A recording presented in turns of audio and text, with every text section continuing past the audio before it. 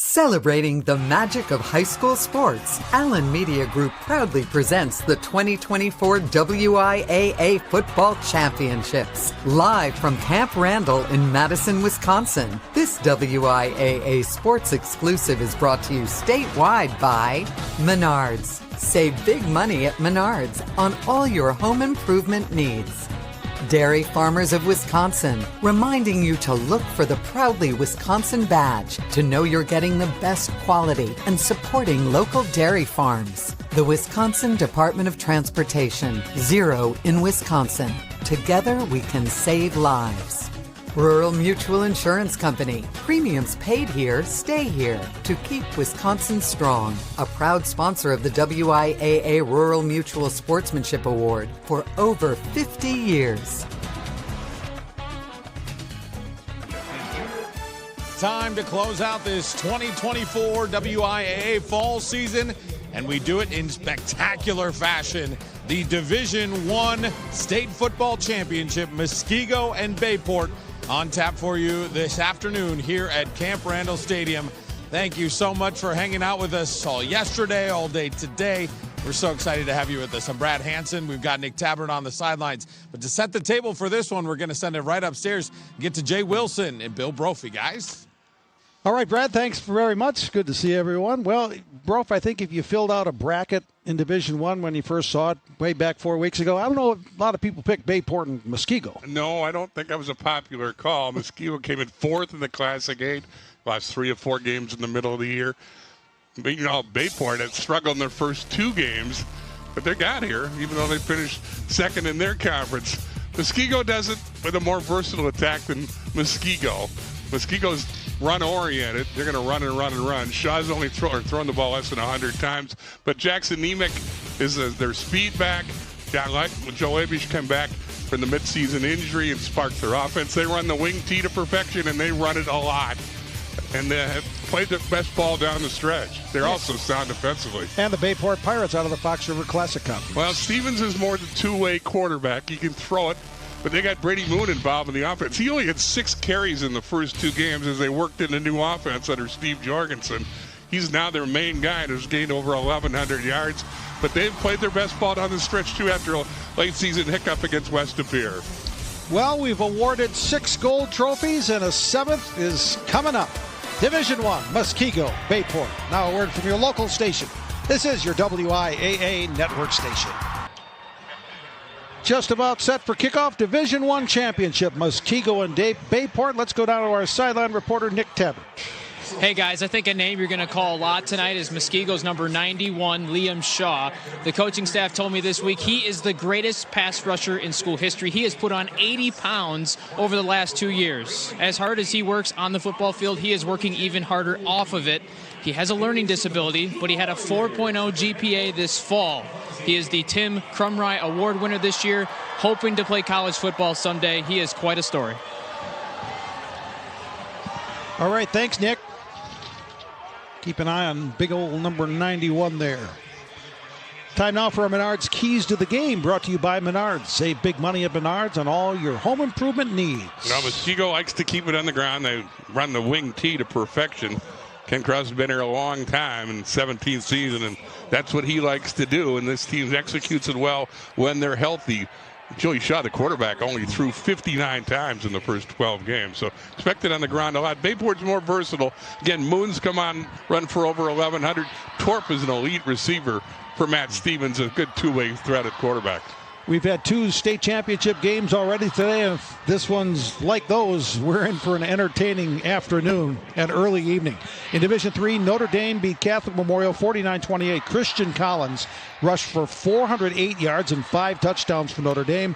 And in Division II, Slinger with a thrilling 31-30 win over at Rice Lake. Collins became only the 2nd rusher in Wisconsin high school history to go over 3,000 yards in one season. Wow.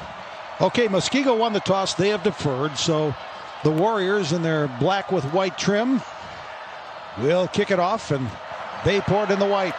And here we go. Gabe Walden puts it in play. Line drive kick will bound past the return man and into the end zone, and that will be a touchback. And thankfully, the weather is not a factor today after a snowy, rainy, sleety, yucky day yesterday. Yeah. Today, temperatures in the 40s. The wind might be a factor. It's more swirling, but we don't have to be meteorologists today, thankfully. There you see key players for the Bayport Pirates offense, led by their quarterback, Matt Stevens. And again, Torp is his favorite target. You can see 42 receptions and an all-conference performer. Moon again has come on. 32 times he rushed against Marquette when they bumped off the defending champs in the quarterfinals. So he's become a real factor for the Pirates.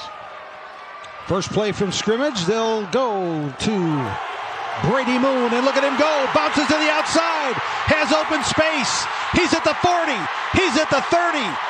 They're not going to catch him. Touchdown, Brady Moon. 80 yards. How about that for a start? Yeah, with an exclamation mark. Brady Moon is a junior, as you say. He didn't have that 6 carries the first 2 games, but he's come on and become a real factor. Gets a nice block downfield here after he gets to the second level. That was James Williams who made the block, and then Moon showed his speed. And again, opens things against a tough defense with a double exclamation mark. With apologies to Matt LePay, he opens this one with a bang. Wow. Extra point attempt.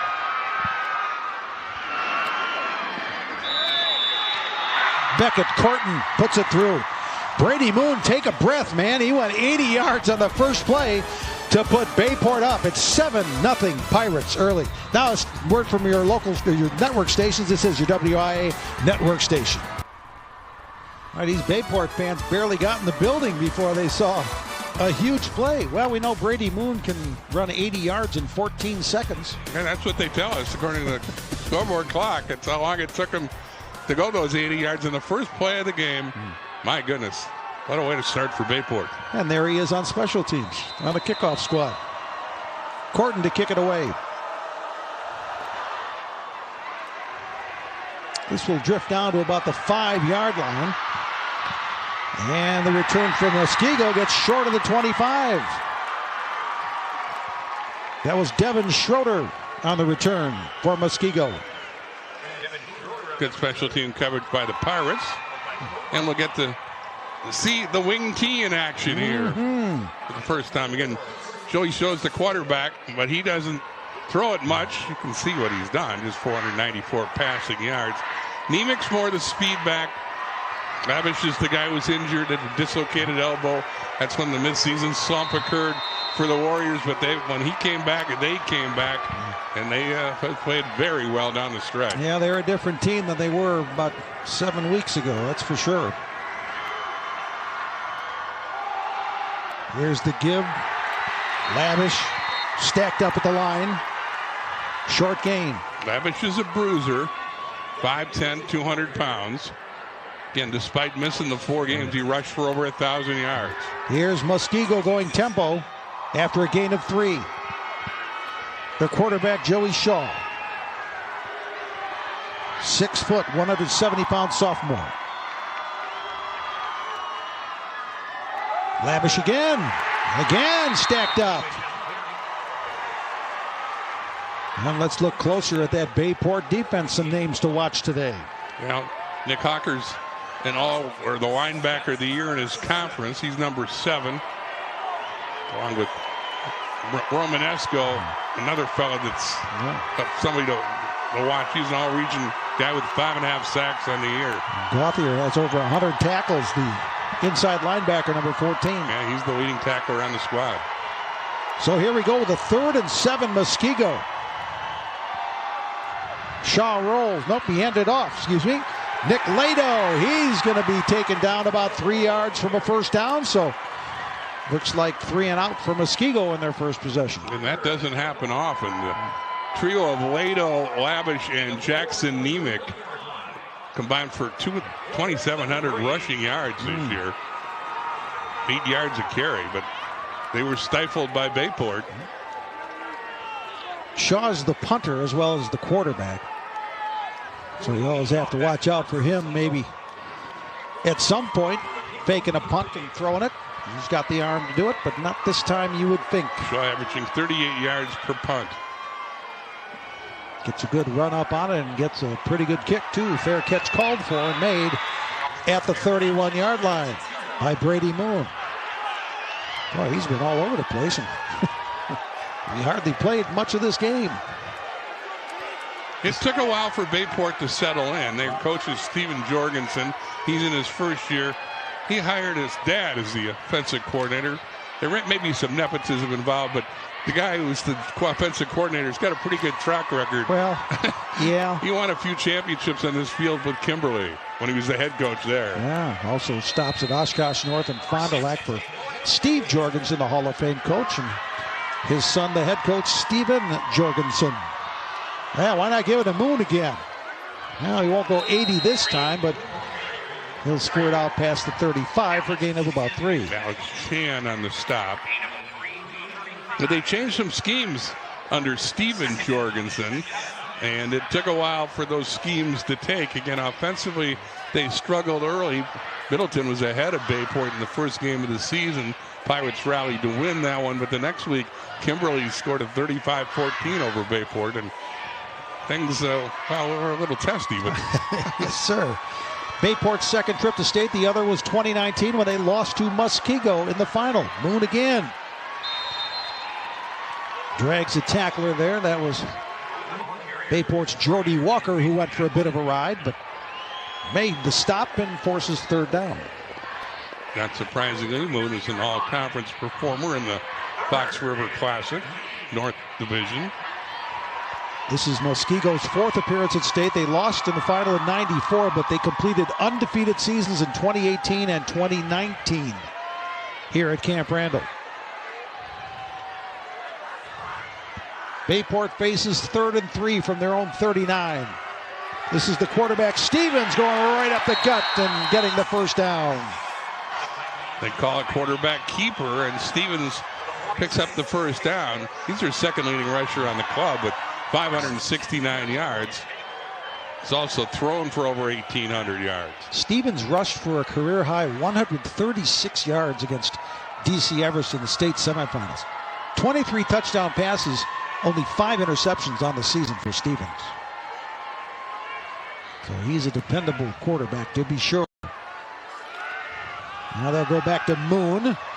Follows the big block there as Alex Warden clears the path.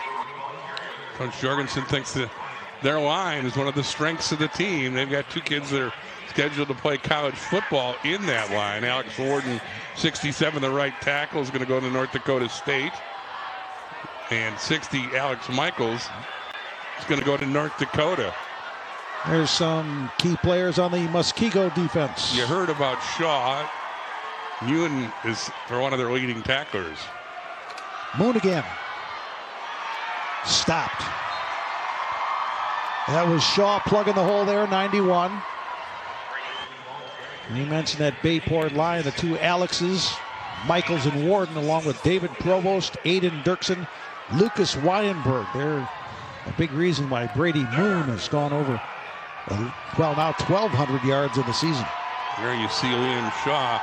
Nick McCullers, the other defensive end. And Coach Krause thinks they're as good a pair of defensive ends as there are in the state. Shaw, first team All-State, also a co-captain for Muskego. And McCullers going to go to Harvard. 3rd and 5. Throwing, completing. Sawyer Torp. Well, there's your guy, Sawyer Torp. Good connection with Stevens there for a first down. He's averaging over 22 yards a catch, so that wasn't up to average for Torp, but good enough to move the sticks. Nice throw by Stevens. Torp with the reception. Steven Jorgensen says Sawyer Torp is a phenomenal wide receiver. First team All-Conference. That in the Fox River Classic Conference, where Bayport finished second to West De Pere this year. As you can see, Torp's 16.9 average tells you he's a deep threat. No kidding. Empty backfield here now in motion, but the quarterback will keep it again, and Stevens gets a good gain. At about 6. I think it's 7. Good looking drive here after the eye-opening first play. When Moon went 80 yards for a score, this time they're grinding it out. But Bayport going against a rugged defense, and so far that big line has handled that tough defense of Muskego. Muskego averaging 13.3 points per game defensively. Ken Krause thinks it's among the best defenses in the state. In fact, he says it is the best defense in the state. Right. 2nd and 3. Penalty marker pre-snap.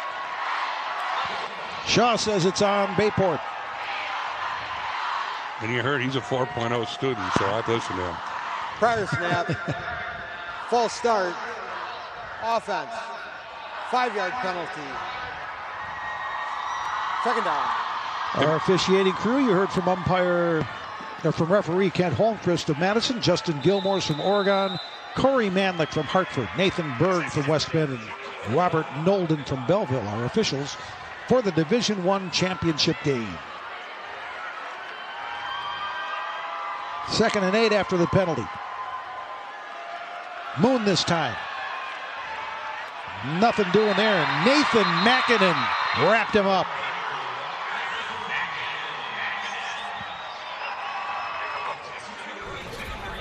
So the penalty sets Bayport back.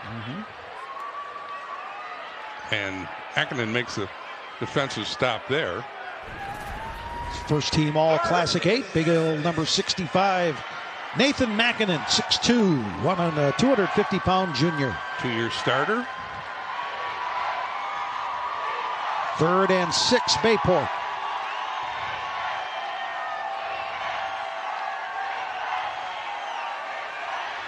Stevens to throw, has time, and threads it. Wow, what a toss. That's complete to Bennett Depler. First down, Bayport. Depler's their big tight end and one of Stevens' favorite targets. He didn't have much of a window to throw that into, but he gets it between a couple defenders. Man. Yeah, nice throw. Depler with a big catch and another first down for the Pirates. Alex Chan got a finger on it, but couldn't stop the throw from Stevens to Depler. First down, Bayport. They're all the way to the Muskego 20. Now this time they give it to the motion man. That's Anthony LaFaber. Spin move, gets inside the 5. Little misdirection there, and LaFaber with a substantial gain in the 10th play of an impressive drive. Oh, look at that blocking. Nice cut, too. Slipped the tackle of Brady Honacki.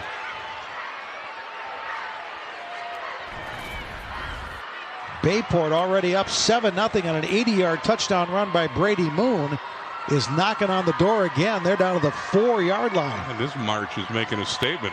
Their offensive line showing Muskego who's in charge. This is the 11th play of the drive. Here's Moon. Touchdown, Bayport. 2nd of the night for Brady Moon.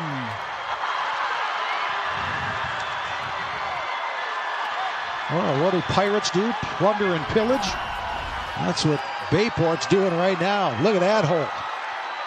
Very impressive statement by that offensive line against one of the better defenses in the state.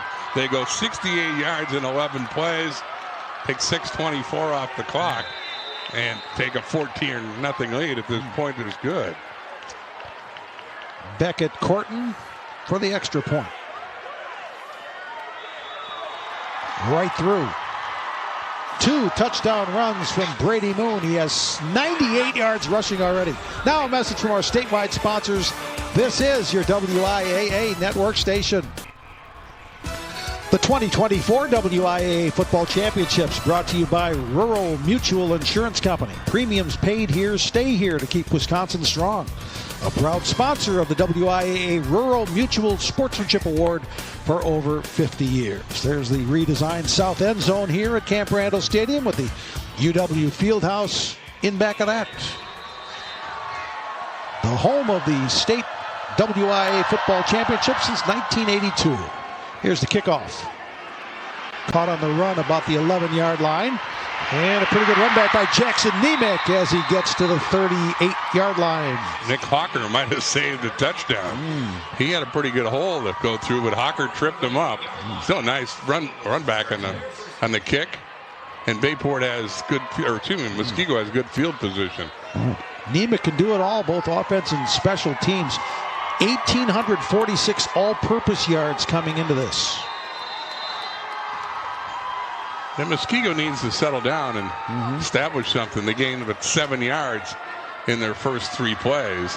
Meanwhile, Bayport in 2 possessions has 153 total yards, 112 on the ground. And only 7 total yards for Muskego so far.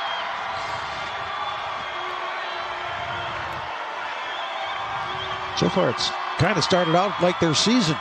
Fell behind, and let's see if they can recover like they did during the regular year. Nick Lado on the carry. Get about 5. Lado's a senior. It's an honorable mention in the Classic 8. Here's Muskego's coach Ken Kraus. Oh, he's a familiar face around here the last number of years. 17th season at Muskego. Wisconsin Coach of the Year in 2018. He was also head coach at West Allis Central for a while. He started coaching football at age 19 and became a head coach when he was 23 years old. What success he's had. There's the handoff coming the other way, and Nemec is upended.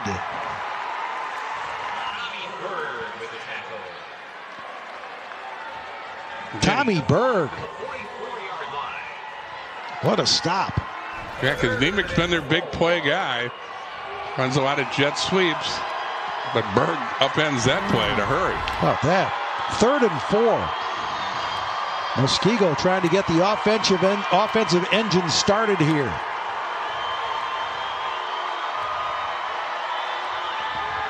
Shaw. The lefty will go deep.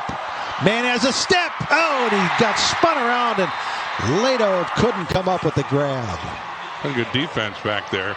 They go for the home run on 3rd and 4. After that pass defense, it's going to be another 3 and out. Yeah, you saw Lado do the pirouette and couldn't quite catch up with it. The ball just didn't get there in time after he had a step on the defender. So Shaw will retreat into punt formation for Muskego.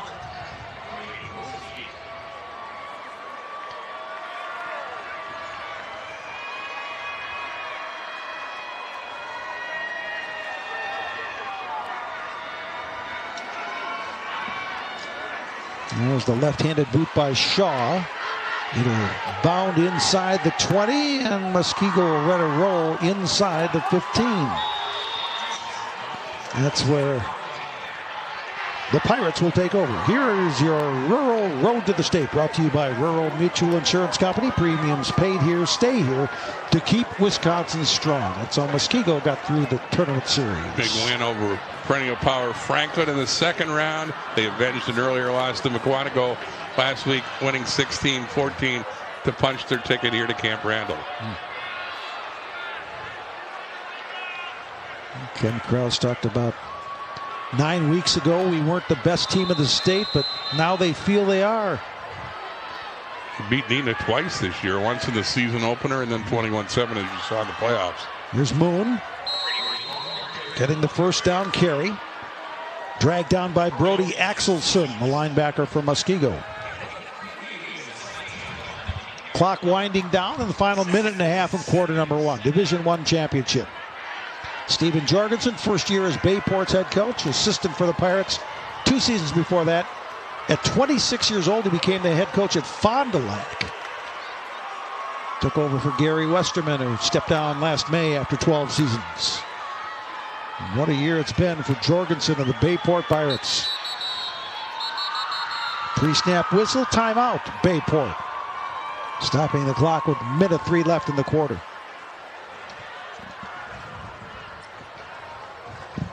Timeout, Bayport. So Bayport only had 10 players on the field, I'm told by our referee in charge up here in the press box, Pat Miles. He keeps J&I under control. Yeah. Observes what's going on in the field, too. That's a full-time job, isn't it? I tell you, we got a second here. There's so many people we want to thank. You know, you think about televising 7 games over 2 days. From our camera operators to our technicians setting it all up. The guys in the truck have been fantastic. The announcers are just trying to tread water and get things close to being right. Jeff's our statistician over here. Just great. Okay, can you count to 10, bro? Well, Pat could, and that's why he told us what the timeout was for. We have other people counting for us now. It's been such a long week. And now Bayport's got 11 on the field, and we're ready to go for the final 63 seconds of the first quarter. But thanks to our great Rush Media crew. I mean, they set it up during the snow. They played the first game and a half in the snow, and they did a great job. Here's Moon. Oh, and A is so hard to get down. He's close to a first down, maybe a couple of yards short. Tough run by Brady Moon. So he's got the speed, he's got the toughness. He's pretty impressive junior. Moon's already got over 100 yards rushing in the first quarter. 9 for 109 for Moon and a couple of scores. Stevens has been perfect passing, 3 of 3 for 41. And you can see he's had a pretty nice year, averaging almost 8 yards a carry. His dad, Josh, a lot of you know, the athletic director at Green Bay. He must be a proud dad today. Stevens keeps, and he stood up. Well, short 2 yards to go, but Stevens didn't get to the sticks. Fourth down. That'll be the last play of the quarter. A session dominated by the Pirates. So Bayport gets 2 scores from Brady Moon to take the lead 14-0. Now a word from your local station. This is your WIAA network station. Boy, what a first quarter for Bayport. Not only did Brady Moon rush for a couple of touchdowns, Muskego's offense, 2 3-and-outs, 13 total yards for Muskego's offense. In time of possession, 8:20 for Muskego, or for Bayport, 3:40 for Muskego. Wow. But Stevens will punt it to start the second quarter. And it's way over the head of Cole Reed. It bounces at about the 36-yard line, and that's where Bayport will down it. A good boot there by Mr. Stevens. Both of our quarterbacks are also the punters for the two teams. So Muskego, I'm sure, has got the message. You got to get something going. Yeah, right? Well, it's been quite a season for Muskego. When they played, there you see the drives for Muskego's offense. Again, trying to get things going here in the second quarter. When they played Arrowhead and Germantown, the weeks 5 and 6, they started 2 new guards, a new tackle, a new fullback, a new tight end, and a new tailback. They had 5 brand new starters, and Coach Ken Krause said he hadn't seen anything crazy like that with injuries in his 30 years of coaching. And there's one key guy that got hurt, dislocated an elbow early in the season, Jack Lavish. Muskego lost 3 of their next 4 when Lavish suffered a dislocated elbow in a game against Muskego.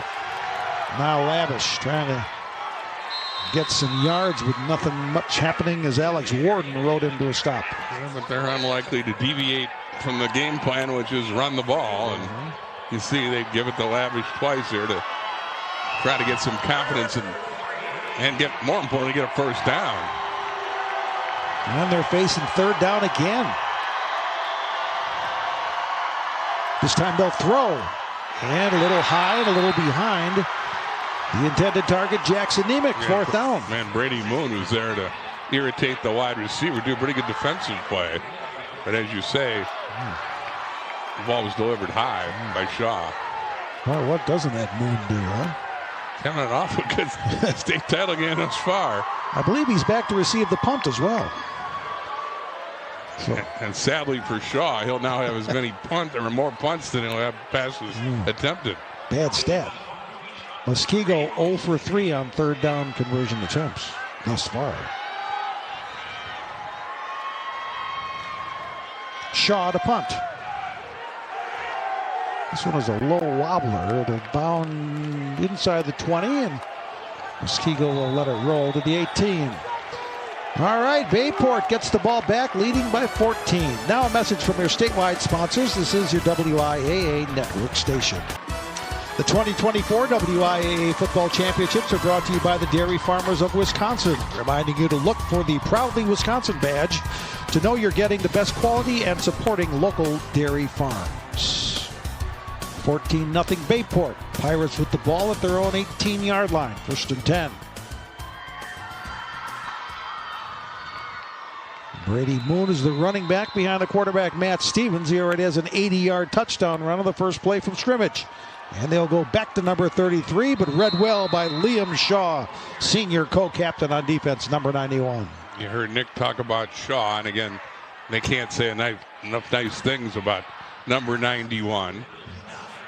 He's had a monster year for Muskego. And look at that. This is football in the 2010s and 2020s. You now have a monitor on the sidelines. Yeah, you can teach guys coming up. The NFL, they have iPads. At Bayport, they got a 65-inch TV on the sideline. Although it looked like it was damaged in transit, perhaps, it does. on the way to town.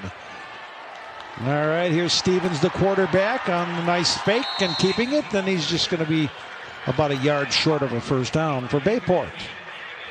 That TV's got to be a great tool to instruct a defensive unit or offensive unit when they come off the field. Look at that.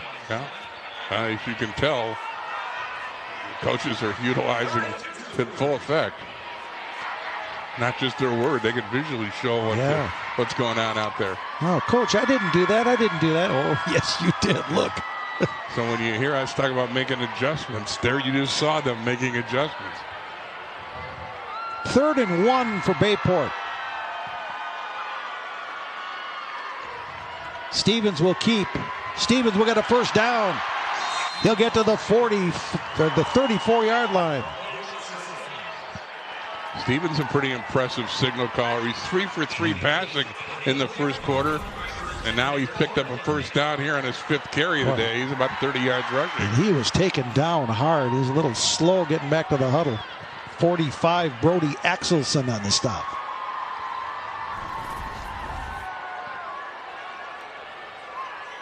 Bayport averages 37.1 points per game on offense. We're off to a quick start here. 14-0. Moon this time. Boy, every time he gets the ball, you have to hold your breath if you're the Muskego defense, because it might look like it's plugged up, but he can always squirt through and break a big one. Well, if you joined us late, he found a crack in the first offensive play of the game and went 80 yards. Bayport has had momentum ever since. Bayport High School is located in Swamico, Wisconsin, near Green Bay and Brown County, part of the Howard-Swamico School District. They've had some great Badger players. Dan Benning, Alec Ingold, Cole Van Lannen, all from Bayport. Great facilities up there. 2nd and 6. Moon. There's the gap. Breaks a tackle. Falls forward to midfield. Great combination of toughness and speed. Brady Moon. He runs hard. Ran through Brady Yonaki in all conference. In fact, all region DB. Breaks Honaki's tackle right there and picks up another 5-6 yards. It's the 7th time this season he's rushed for over 100 yards.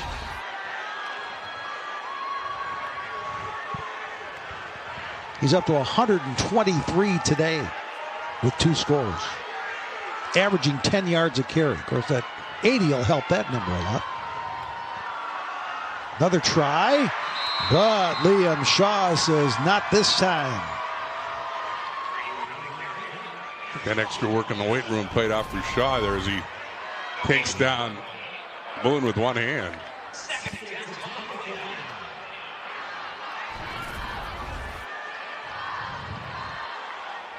After the state semifinal, he says E plus R equals O. Event plus response equals outcome. And that's been the winning formula for Muskego. But they find themselves down 14 here. No gain on that last play, 2nd and 10. Stevens cuts it up. It'll be 3rd and about 5 for Bayport. Bayport now over 200 total yards with half second quarter to play yet. And Muskego with only 20. None through the air.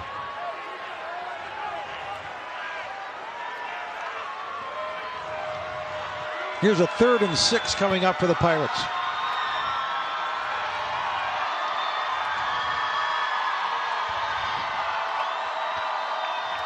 Well, Stevens going to run it. Not going to get it. He ran into a pile of defenders at a 44-yard line. So it's about 3 yards short. Well, let's see what Steven Jorgensen does in his first state title game as a head coach. You going to play the field position game here and punt it deep, or are you going to get wild and crazy and go for it on 4th and, 3.5? Yeah, sure likes that offense is staying out there. Again, Stevens is the punter. So that does put a little intrigue into this play call.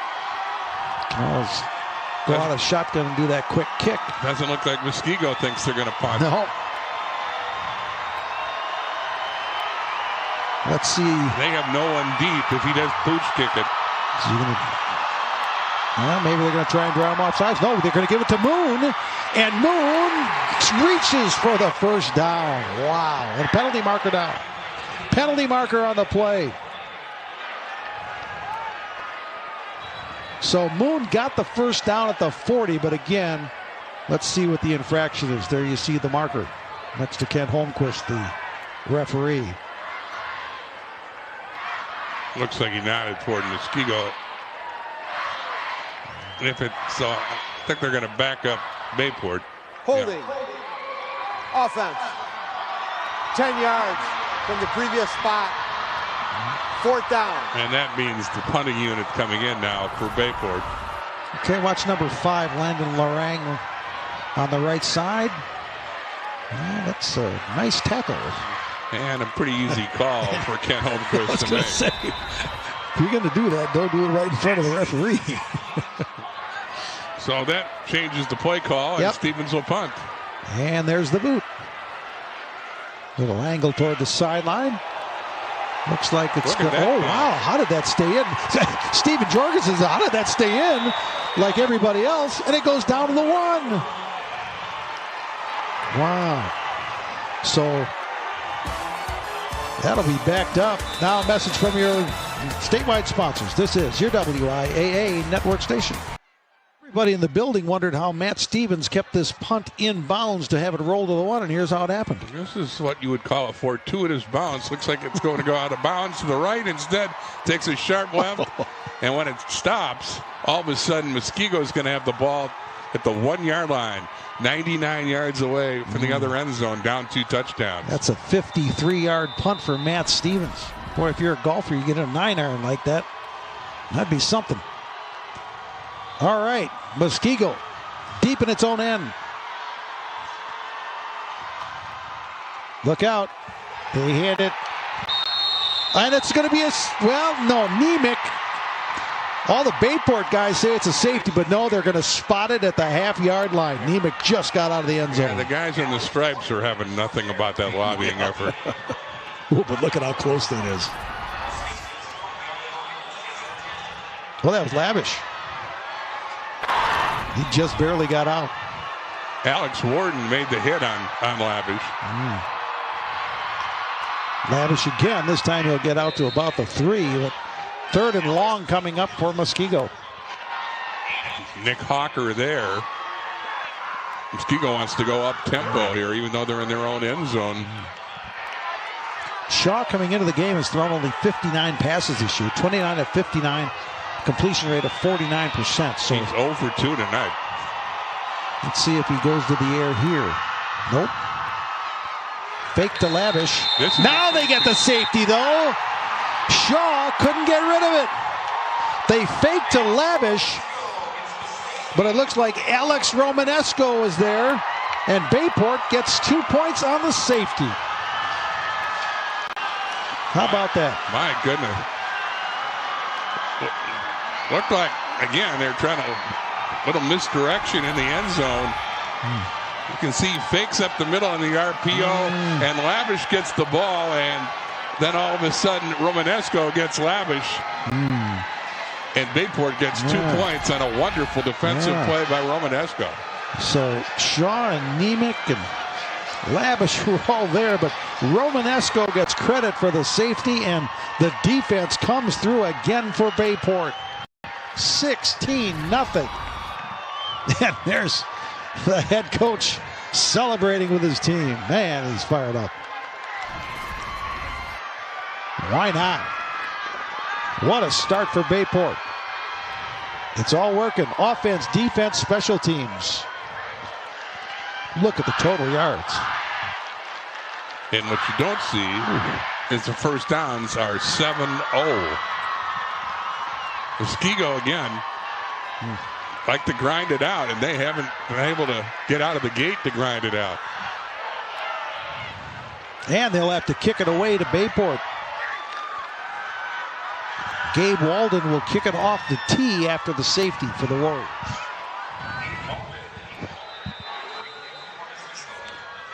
Yeah, the big play, that wasn't a drive, but the big play preceding the safety was the punt by Stevens and down the ball on the 1-yard line, 53-yard punt. Here's the return for Bayport. Boy, are they going to be set up here. That's Jackson Otradovic. And Otradovic gets it at the 49-yard line of Bayport. So wonderful field position for Stevens, Moon, Torp and company. Now you hear the term complementary football so much. You talk about all three phases. Bayport's had it here in the first half. Yeah, they got everything going. They've been dominant here against Muskego.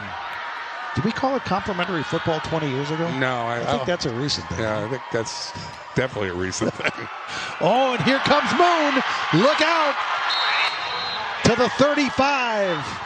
And Moon slow to get up. Oh, look out. Oh, just came out of his shoe. I'm going to say, I think he's just got the bad wheel. Whew, thank goodness. Boy, what another burst for 33. A real explosion. Pretty big hole there. Ooh. Those guys up front keep opening holes for Moon. 15 more for Moon.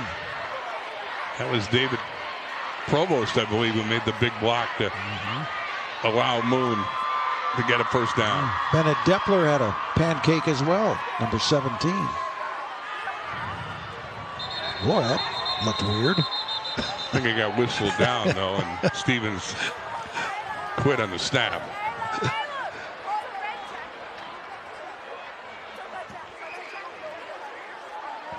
Ken Holmquist.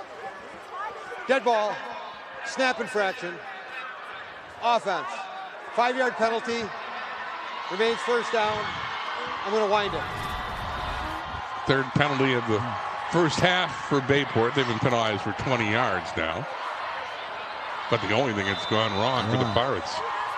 1st and 15. They're pushed back to the 41.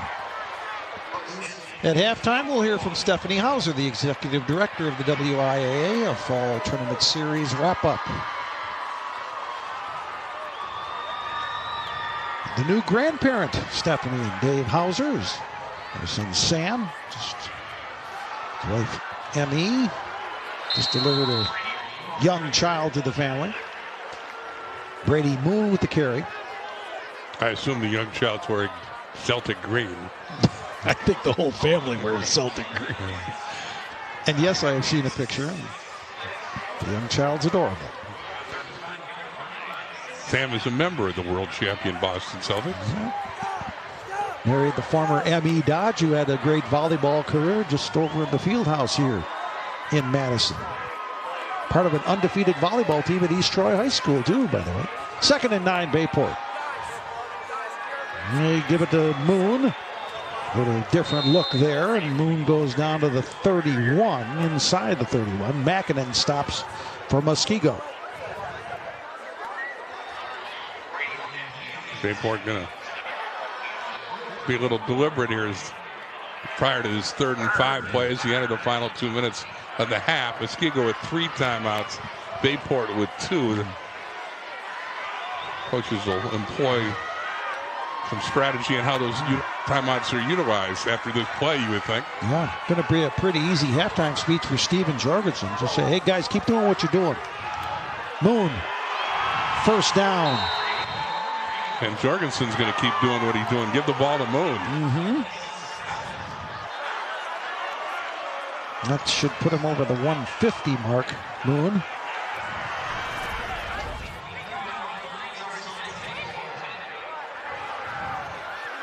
We saw Christian Collins go for 400 yards. Or 300 yards earlier today. I've seen too many games. Yeah. 1st and 10 Bayport. This is Stevens keeping it. And he gets a good gain on 1st down. Moon now 16 carries, 152 yards, 2 touchdowns. Stevens been pretty effective on the ground. That's his 8th carry. He's close to 50 yards. And again, give credit to those guys up front. My goodness, they've opened some holes. Michaels, Provost, Dirksen, Weinberg.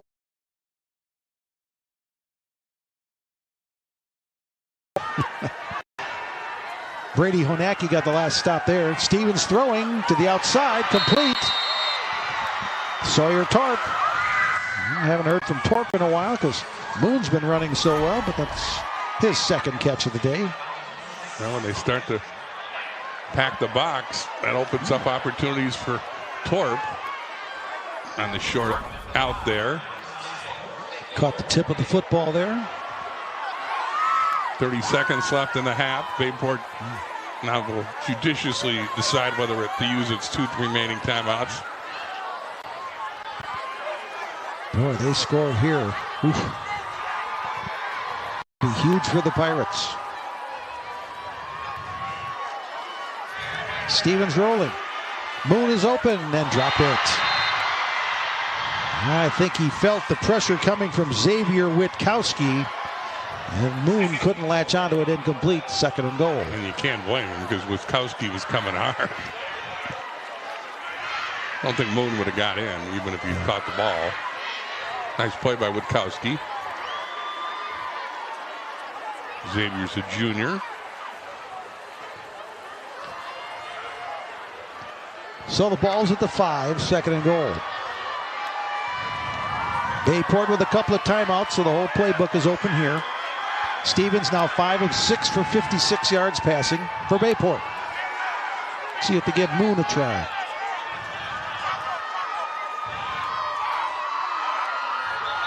Hard count, and I think one of the Bayport guys moved. Yep. Lucas Weinberg grabbing his face mask out of frustration. Let's see if it goes against the Pirates. False start. Offense. Yep. 5-yard penalty. Remains 2nd down. Okay, so that'll move it back to the 10. And Stevens with a hard count here. He's trying to draw Muskego offside, and instead it was his own guy. Yep, you see Weinberg just jumped up a little bit. Well, this changes the play call. Might put a pass to Sawyer Torp a little bit more in play. He's at the bottom of your screen, number 1, their top receiver for Bayport. Instead, it's going to be Stevens running. Again, they still have 2 more timeouts, and it looks like they'll take one here. Okay. Timeout, White. Stevens calls his old number. He's had a nice half as well. 5 of 6 passing for 56 yards. And he's carried the ball 9 times or 40-some yards, 46 yards. Well, Bayport's been on a roll in the tournament series. They've outscored their opponents 202-74, including the 16-0 lead today. And the Muskego defense, knowing this is a critical stop, it's not a must-have, but it is a sure would like to have, I'll tell you that. And you would think, well, we'll see how Bayport plays it. I gotta think it's not much more than an extra point right now, so they might decide to take the points. That safety kind of changes the cards we keep hearing about the coaches have involving point differentials. Beckett Corton is a dependable extra point man, 44 out of 46, but he's tried only 3 field goals this year, 2 out of 3 according to the Bayport statistics. But it's just 3rd down here, so they've got a down to play with. And let's see what that man and his father, the offensive coordinator, come up with. So it'd be about a 25-yard field goal attempt if they don't gain a yard here. Bro, if you can make it from 25. Don't bet on it. And another whistle and a timeout.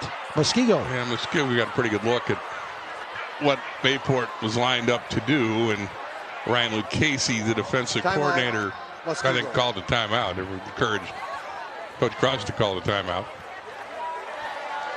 I want to congratulate our WFCA Players of the Year. The small school player of the year is Blake Theory of Prairie du Chien. He rushed for 1,800 yards and 32 touchdowns. He caught 40 passes for 955 more yards and 14 more touchdowns. The small school defensive player of the year, Potosi-Cassville linebacker Isaiah Groom. The large school players of the year, Christian Collins, no surprise. Regular season rushed for over 2,600 yards. And Cooper Catalano from Germantown, the defensive large school player of the year. He broke the state's all-time tackles record for over 583. And Cooper Catalano will play here at the University of Wisconsin. Christian Collins is going to play somewhere. He rushed for 408 yards in Notre Dame's victory in Division III title game. Only the second player to ever rush for 3,000 yards in one season in Wisconsin football history. 3,000 yards. Wow. How about 408 earlier? Yeah, right? Melvin Gordon stuff. Yeah, exactly. Third and goal. Moon breaks the initial tackle. Spinning, reaching to the one. And Bayport will spend its final timeout. When debating what to do on 4th and goal from the 2. Timeout. Bayport. So you go for the most assuredly 3 points, or gamble and try to get 6. You ever go to a county fair where they have the greased pig thing? Not recently, but I have. Yeah, that's what trying to tackle Brady Moon kind of looks like. You have experience, apparently. I do. In central Wisconsin, we had greased pig contests. Were you pretty good at it? Oh, terrible. Okay. It's like me trying to tackle Brady Moon. Okay. It's just not a good idea. Especially now after 2 hip replacements, I'm not going to get anybody. But that's kind of what that last play looked like, where you try to grab him, you think you got him, then you just grab for air, and he spins away. So Steven Jorgensen has a decision to make with 12 seconds left in the half. Again, this is basically an extra point attempt for the kicker. And Beckett Corton is out there, the field goal kicker. Yeah, I think they're going to take the points. Yeah, I'd buy that. Well, it makes it a 3-possession game, doesn't it? Yeah. There's Owen Sartorelli, the holder.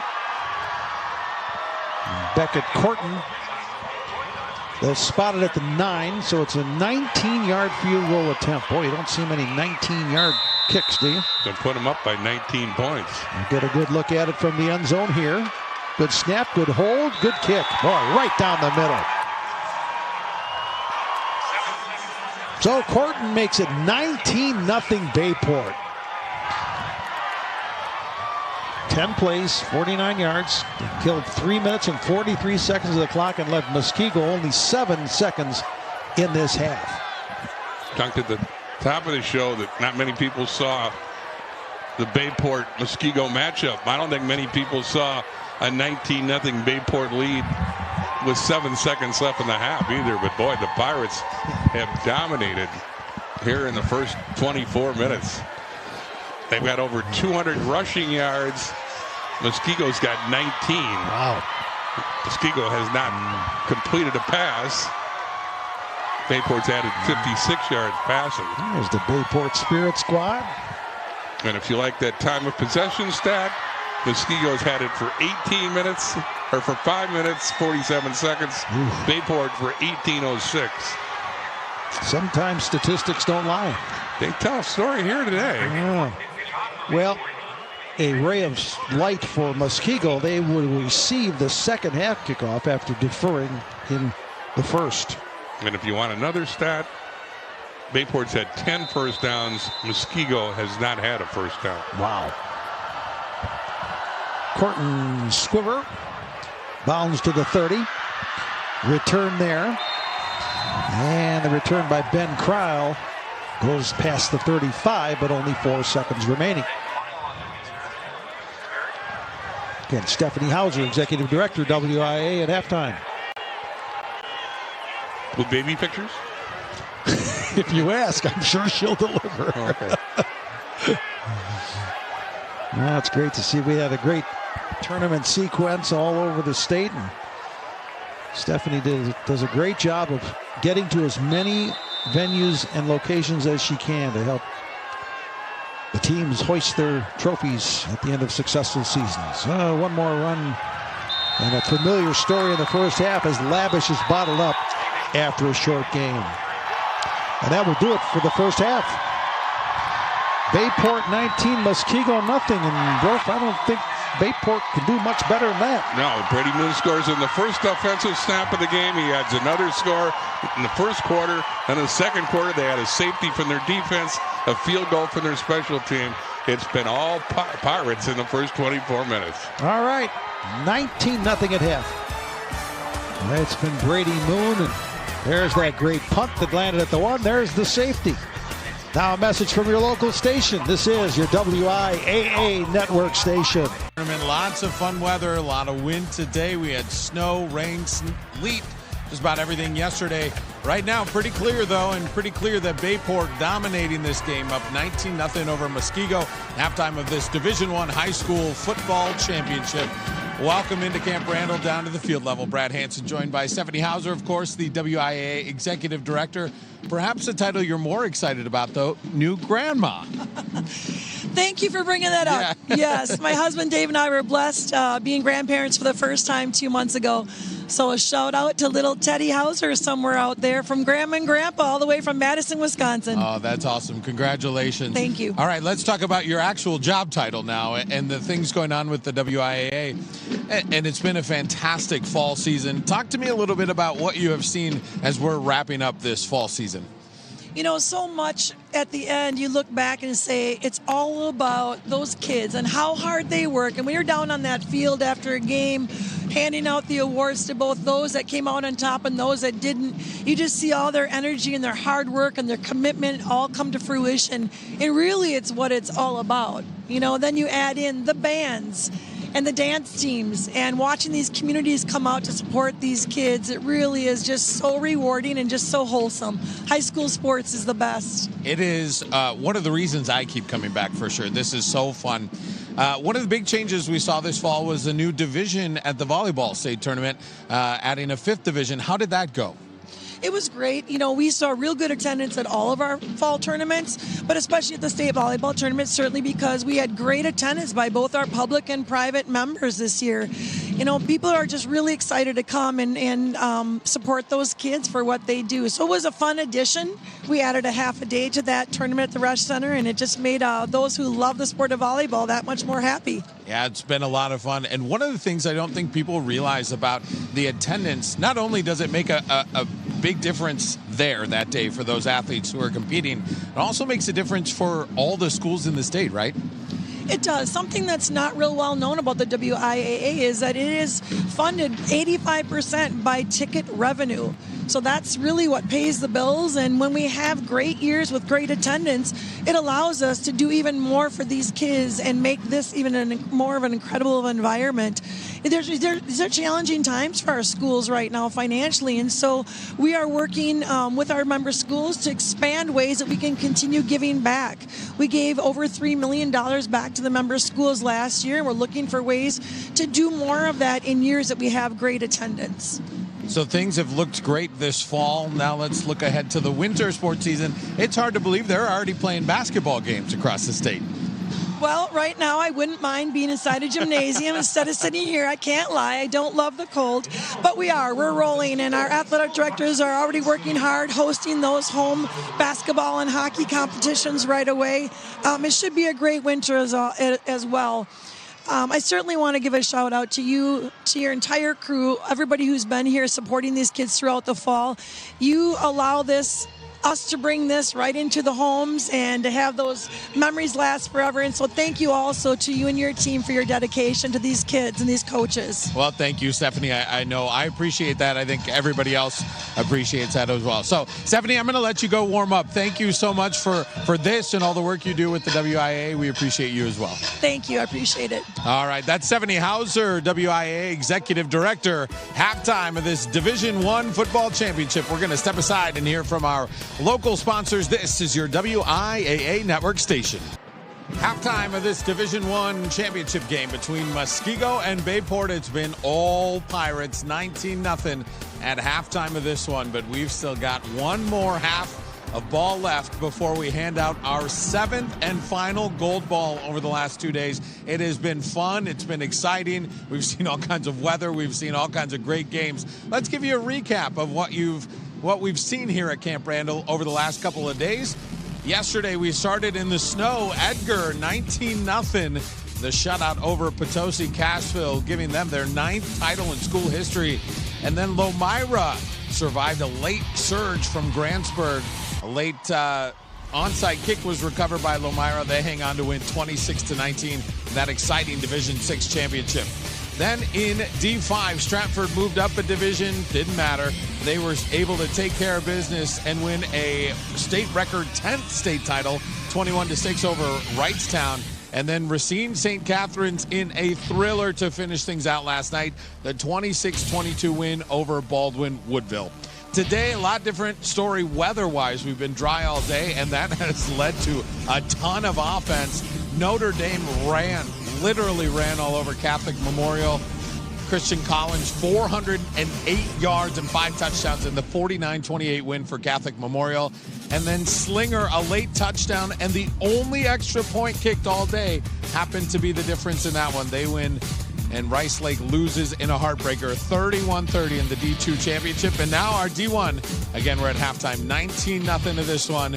Can Bayport hang on, or will Muskego find some offense in the second half? We're getting closer. We'll be right back, though, and we'll hear from our network sponsors. This is your WIAA network station.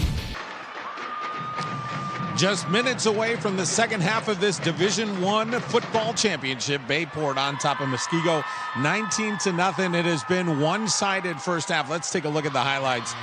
And Brady Moon got this game going in style. This is the first play of the game. Gets through all that traffic, and then he hits the Jets.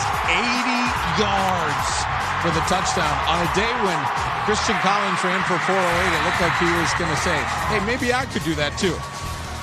So there's a touchdown. Then another Brady Moon touchdown. That puts Bayport up 2 scores. They're up 14-0. And then some special teams magic for the Pirates. Look at this punt. Looks like it's going to go out of bounds. Nope. How about it rolls all the way down to the 1. Incredible punt there. And that would lead to this. A little defense from the Pirates. That's a safety, and that is how we got where we were. Another field goal makes it 19. Coach is loving it, and why not? Look at that. 259 total yards, 203 on the ground to 20 yards. And I don't think Muskego has gotten a single first down in that first half. Time of possession, 18 minutes to 6. This has been a one-sided affair. Can Muskego find some offense in the second half? We're going to find out in short order, but right now we'll hear from your local sponsors. This is your WIAA network station. Muskego will get the second half kickoff, and the Warriors are down 19-0 after the first half of our Division I state football championship game. Let's get an update from the coaches from our sideline reporter, Nick Tabbert. All right, thanks, guys. Had a chance to talk with Coach Jorgensen as he came out of the halftime locker room. You'd think he'd be pretty pleased. He said no, not satisfied at all. It's a 0-0 game, 24 minutes to go. They have to go out and take this from Muskego to win the title. As for Muskego, Coach Krause saying it's the little things they need to execute better. And he reminded me they were down 21-3 in week 1, came all the way back and won. He said, hey, let's go make some more memories here in the final game of the season. What would it take to have Steven Jorgensen be happy? I was thinking the same thing. I don't know what else you need. But I understand, that's what coaching's all about. Keep you guys focused. And that opening game for Muskego, they came back to beat Nina 31-21. So they can cite that moment as some positive reinforcement that they can do it. And first things first, they got to get a first down. They will get the opening kickoff here in the second half. Now, we told you that Bayport is in the Green Bay area. Muskego is a city in Waukesha County in southeastern Wisconsin. Part of the Muskego Norway School District. They serve students in Muskego, Norway, Wind Lake, and a little bit of New Berlin. Did you know Muskego, the city, is 14% covered by water? Little Muskego Lake, Big Muskego Lake, Bass Bay, and Lake Danoon. I did not know that. 14%. I always learned something doing a game with you. Well, when you got a little Muskego Lake and a big Muskego Lake, that's a good start. Yeah. All right, here we go. Back at Corton, who kicked a field goal just before the end of the half to give Bayport that 19-0 lead. He'll kick things off here to start the second. And he'll roll this one back to the 10. That's going to be tough to handle. Finally picked up, and here comes the return with Nemec. Man, he's going to be stopped inside the 20. Boy, that was a hot potato for Nemec, and he finally was able to corral it, but that gave the coverage time to get downfield. Again, special teams have been impressive. They got the field goal from Curtin, which was set up by the funky bounce on the punt from Stevens. Here's what Muskego's done offensively. 3 3-and-outs, and they gave up a safety. And then the last play of the half. But they just haven't done much at all. Haven't completed a pass. Yeah, and they have a three-headed monster at running back. Lado, Nemec, and Lavish. Now they're going to start throwing. They're going to start throwing deep, and there's a man open and just past him. Incomplete. Lado had a step on the defender. Oh, boy, that could have been big. Yeah, that would have been the way to get back in the game, but Lado just couldn't get to the pass. Again, that three-headed monster at running back combined for 2,774 yards rushing coming in. Today, Lavish has 13 yards, Lado has 9, and Nemec -2. But this was almost a home run for Muskego. Nice throw, and you can see Lado's got a step on the defender. 2nd and 10. Nemec has some space. Nemec, big gain. Taken down by Nick Hucker, but not before he got to the 32. Hey, a first down for Muskego. Breaking news. Certainly the longest play of the day. The first thing would be considered a chunk play. But they get Nemec the ball. He's been a big play guy for him all year. They got to get him going. Yep, good block from Jacob Stark. 57 for Muskego to help spring that one. Look at that. 10-1 the first down count.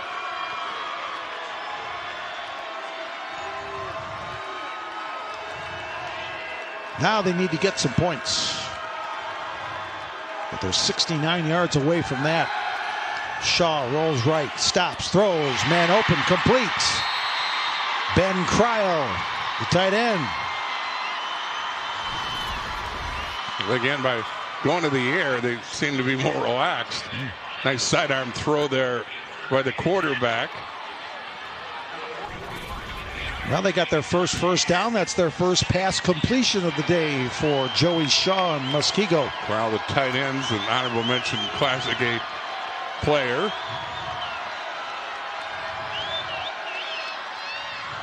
Lavish, left side. Brock Gauthier, among the early tacklers for Bayport. And Muskego's got its offense in rhythm for the first time tonight. Lavish has 6 straight games of 100 and more rushing yards. In the playoffs, he's rushed for 723 yards. But again tonight, 9 carries now, make it 8 carries, 17 yards. Here's Nemec coming the other way again.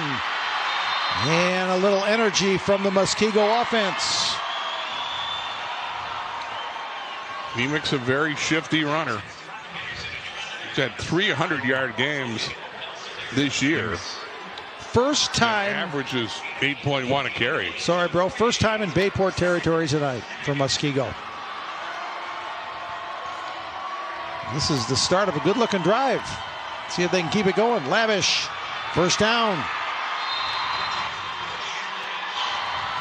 They got that wing T going pretty well in this drive here.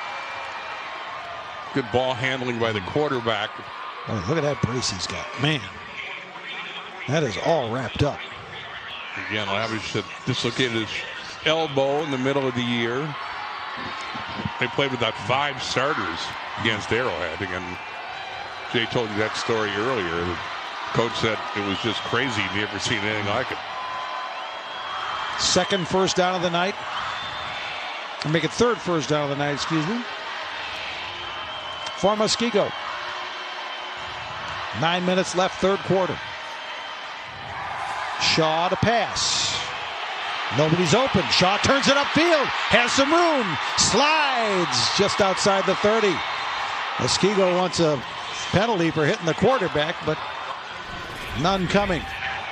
Well, good that Shaw slid because Gauthier was coming, and that's what they were complaining about. But I think Gauthier did his best to avoid a big-time collision with the quarterback.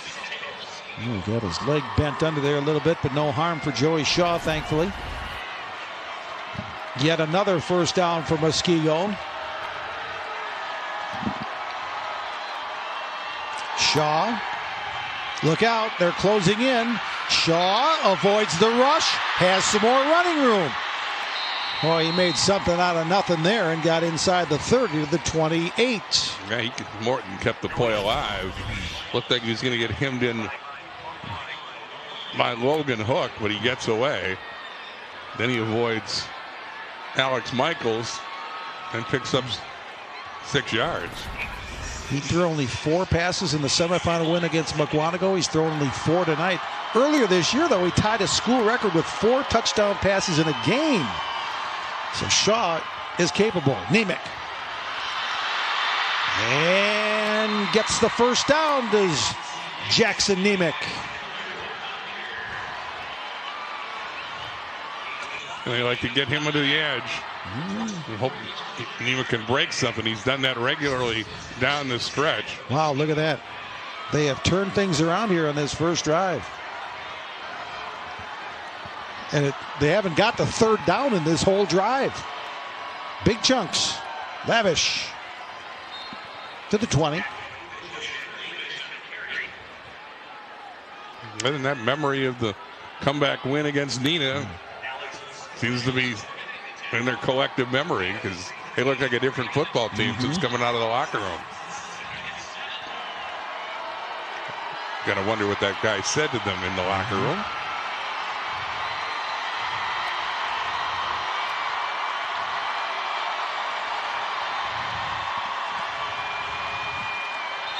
Well, Bayport might have jumped, or was there movement for Bayport? Let's see.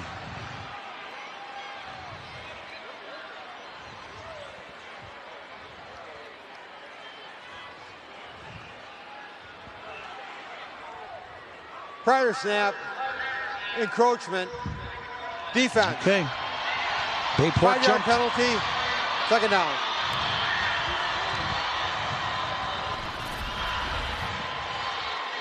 There you see it. Romanesco. He had the safety earlier, gets the penalty there. 5th penalty of the night for Bayport. They've been penalized 30 yards. So that'll make it 2nd and 2.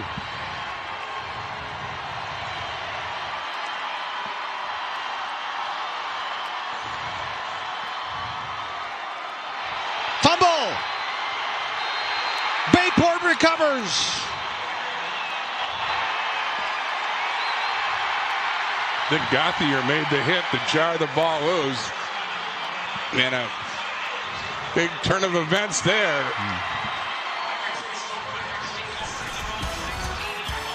Here's the turnover against Muskego. And they'll have it when we come back. Now a word from our statewide sponsors. This is your WIAA network station. Everything's working for Bayport, including the chest bumps. Simultaneous between the coaches and players. That's very impressive. I tell you. Here's the Rural Mutual Road to State, brought to you by Rural Mutual Insurance Companies.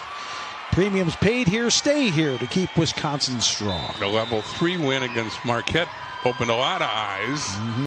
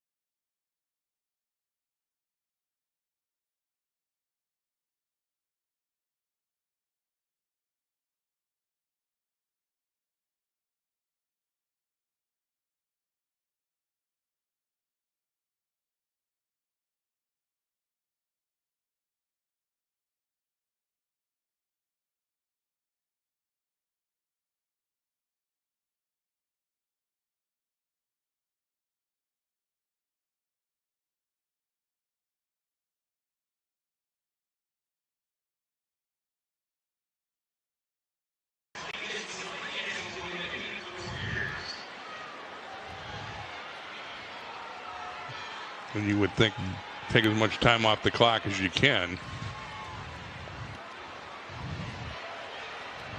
Little floater to midfield.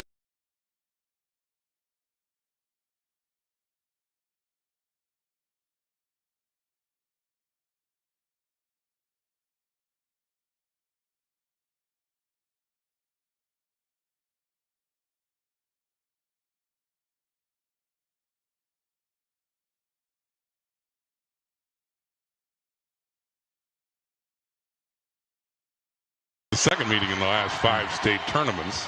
Muskego in the previous meeting in 2019, the 21-10 victory.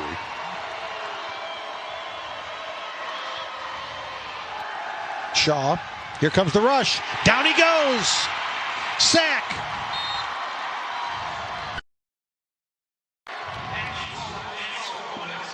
Romanesco, boy, he makes another big defensive play. Yeah, he's had a strong game and certainly has stepped up in the last 2 plays for the Pirates. Sheds the blocker and makes the play. Loss of 1. Forced fumble and a sack for Romanesco, including a safety. Nemec, down he goes. Nick Hawker was there.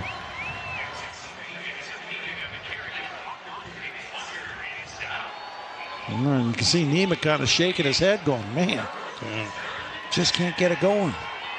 The 2019 victory meant the Muskego had back-to-back state titles. That was the Hunter Wohler team. Wohler obviously gone on to play on this field for the Badgers. By contrast, this team doesn't have an all-conference player. 3rd and 10. There's a good play. And Nemec, he's got the speed. Nemec will score. Touchdown Muskego. 48 yards. Finally, the offense clicks for points. Now again, Nemec's been their big play guy. And he gets yards after a catch there. Shaw with a nice throw. Nemec avoids the defender and then makes it to the end zone for a much-needed touchdown for Muskego. Okay, so the deficit cut to 13. And once Nemec broke that tackle of Jackson Otradovic, he was gone. And I think they're going for 2 here to try to cut the margin to 11 and make it a 2-score game. Right? Yeah, field goal and touchdown 2-point conversion if they can make this 2-point play happen. Little T formation out of Muskego here. Rolling left. Shaw points, throws, complete, touchdown, or 2-point I should say. 19-8. Lavish on the reception. So Muskego gets back in the game on the pass from Shaw to Nemec, and then the 2-point conversion pass to Lavish, and we got ourselves a game. While we were on a commercial break, they actually had the kickoff. It went into the end zone for a touchback, so ball will be placed at the right. Here's another look at that 2-point conversion for Muskego. Shaw buys some time, scrambles around, finds Lavish and a crossing route in the end zone, and they pick up 2 valuable points to make it an 11-point lead. Yeah. The scoring drive, 3 plays, 48 yards. It took just a minute 21. And they needed it in a big way, but they also needed to do it quickly, and they succeeded on both counts. Sure did. Okay, now Bayport comes out.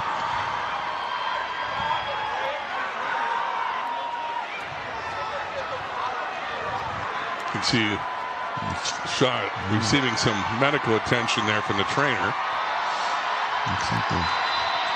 Taping him up a little bit. Looks like he'll be able to come back in the game in short order. In the meantime, Matt Stevens will carry, and Stevens will push forward for a first down. Well, nothing fancy from the Bayport quarterback, just head north. now got over 100 yards in total offense today. He was 6 for 7 passing for 57 yards. I believe that was his 10th carry, and he's now over 50 yards on the ground. And he's had a good night passing, Steven. 6 of 7 for 57 yards.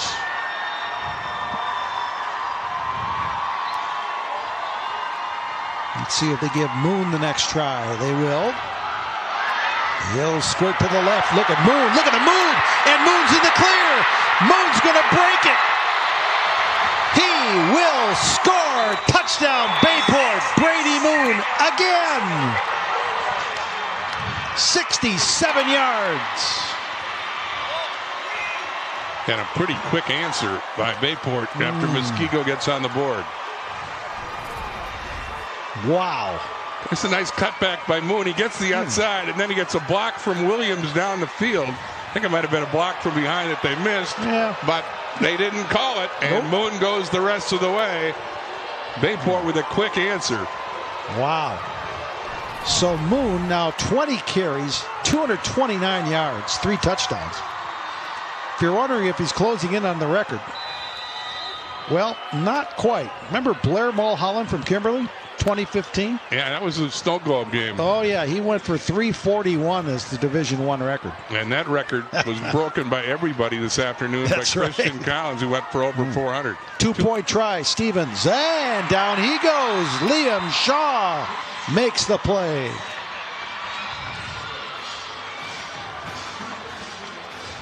Well, Muskego had a quick scoring drive, and Bayport's was even quicker. 2 plays, 80 yards, 48 seconds for the score.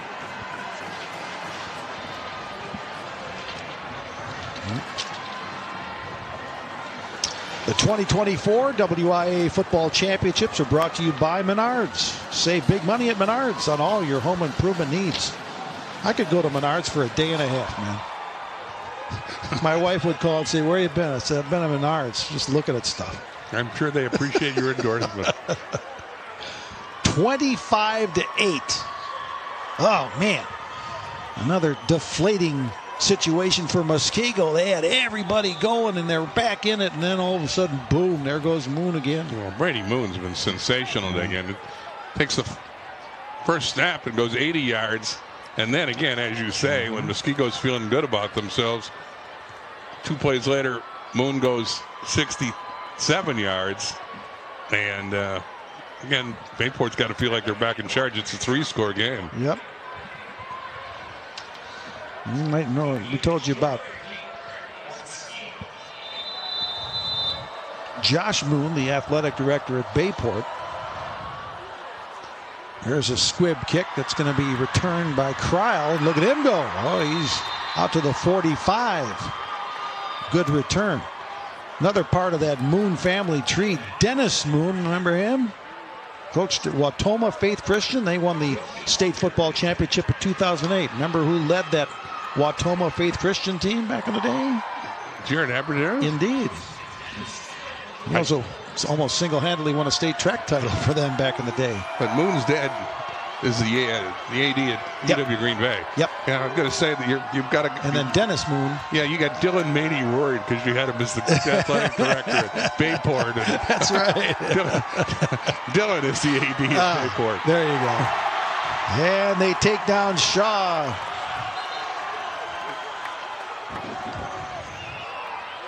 Yeah, Jared Aberderis wasn't too bad an athlete. Yeah. He was played here at the University of Wisconsin. Won a bunch of track gold medals on the cross. Alex, how about Alex Romanesco? Another stop there. Yeah, he's having a monster day on defense. 2nd and 10. That's that play again to Nemec. That time, Bayport stops and penalty marker flies. Nemec cuts it back the other way. Good strong run there before Moon takes him down with some help from Logan Hook. But again, a penalty marker way back. Logan Hook trying to steal the ball. Nemec definitely turned something in, or turned a nothing play into a big game. I think it's coming back.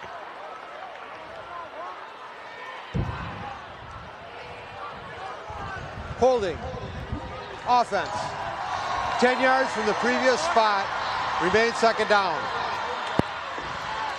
Okay, this might be Ryan Bonji, number 50, on the right side of the screen. Let's see it again. Was he makes the cutback? Yeah, there's. Well, he had to do something with Romanesco. And Nemec reverses his field and then picks up some substantial yards, but it all goes for naught. Boy, there's some real hand-to-hand combat in those trenches, isn't there? Oh my goodness. First penalty of the day for Muskego. 2nd and 20 for the Warriors. Shaw. Go take another shot. Nemec. Right there, step for step, was Brady Moon defending for Bayport. I mean, it seems like coming out of the locker room, their strategy is get the ball in the hands of Nemec as much as you can. He's rushed 6 times for 24 yards. They caught the 48-yard touchdown.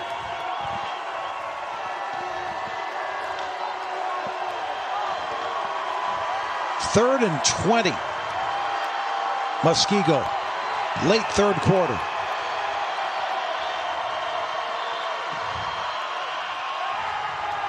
Shaw still has it. Shaw still running. Shaw is going to get close to midfield. Penalty marker late. Muskego thinks it's going to be against Bayport. Yeah, the bench is alive. They think they're going to get 15 tacked on to the nice play by Shaw, and that is give him a first down.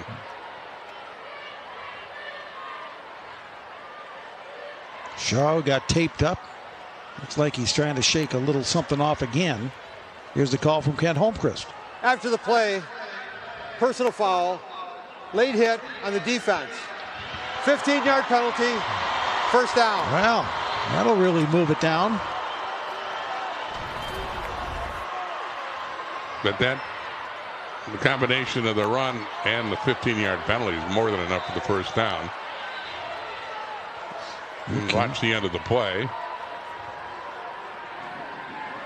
Oh, that was a WWE. That was off the top rope there for Nick Hawker, yeah.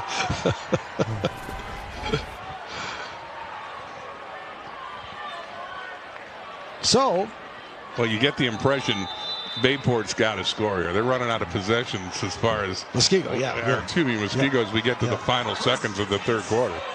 Well, it's down to the 38, clock running down to 30 seconds in the third quarter. 1st and 10, though, Muskego.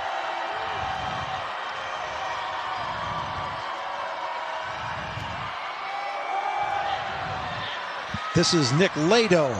He's been pretty quiet on the ground tonight. Yeah, it's his first carry since the first quarter, I believe. It's only his third tote tonight, and that's probably the way the third quarter is going to end. Yep. Well, that's a 5-yard gain, his longest carry of the night for Nick Lado. And that will be the end of the third quarter. Bayport still in control, 25-8 Pirates. And now a message from your local station. This is your WIAA network station. The 2024 WIAA Football Championships are brought to you by the Wisconsin DOT. 0 in Wisconsin. Together, we can save lives. 25-8, Bayport. Muskego has shown some life here offensively second half, but a big fumble has really hurt the cause. But they're on the move again. It's 2nd and 5 from the 33 as we start the fourth quarter.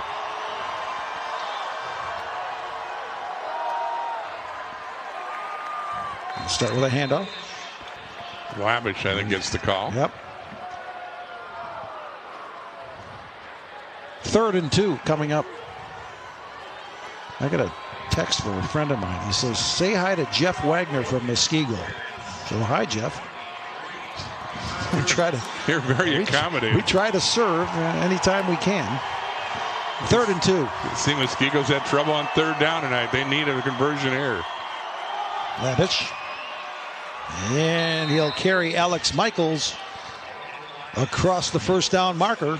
New set of downs for Muskego. The Warriors did not have a first down in the first half. That's their 8th here in the second half.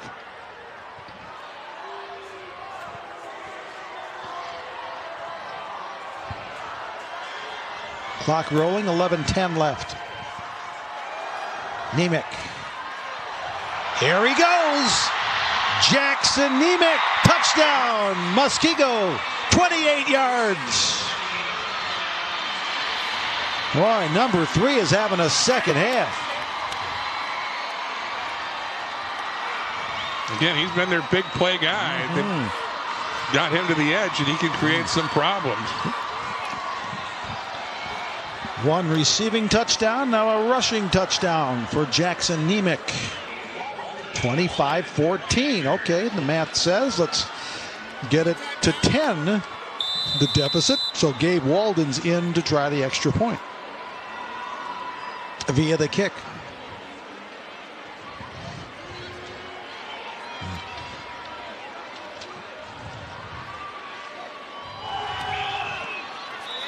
No problem for Walden. Well, now hold on. Flag. Came from the far side, official. Might have been an offside against Bayport. Let's see. Illegal formation. Oh. 5 men in the backfield. 5-yard penalty. Free kick. Okay, here's another look at the touchdown for Nemec. My great vision. He found the hole and pretty much went untouched. So now the extra point try will come from well, it'll be a 25-yard extra point attempt now after the penalty. So for the moment, it's back to 25-14, but one more try for Walden to get the deficit to 10. And perfect. Okay, 25-15, 11:02 left, fourth quarter. Now a message from our statewide sponsors. This is your WIAA network station. Jackson Nemec sprints in from 28 yards, and Bayport's lead cut to 10, 25-15. That run capped a 7-play, 56-yard drive that took but 3:28. And again, Nemec with a rushing touchdown and a reception for a touchdown. Now it's up to the Muskego defense to make it stop and get the ball back. Remember how big that first down deficit was earlier? Yeah. Now it's Bayport 12, Muskego 9. Ooh, little squib onside kick, and they got it. Why? Beautiful execution by Muskego, and they're going to get the ball right back. Xavier Witkowski on the recovery after the onside kick. And look at that Warriors sideline. They believe. Boy, you don't see many onside kicks successful, but this one was perfect. They catch Bayport nap, and it goes the necessary 10 yards. Witkowski comes down with the ball. They just outman the Bayport front line and make the recovery. Great field position for the Warriors with 11 minutes left in the game. They get it right back. Opportunity knocking for the Muskego offense.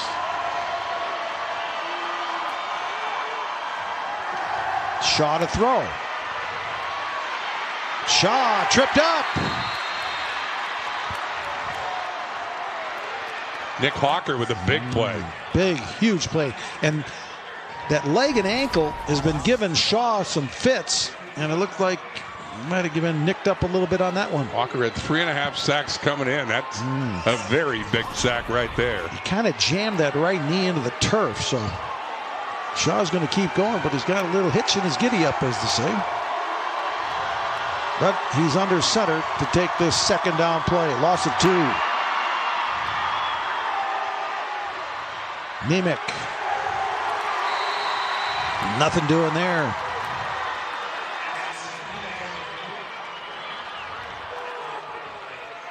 Hawker was there, but the big play was made by Cole Bartline.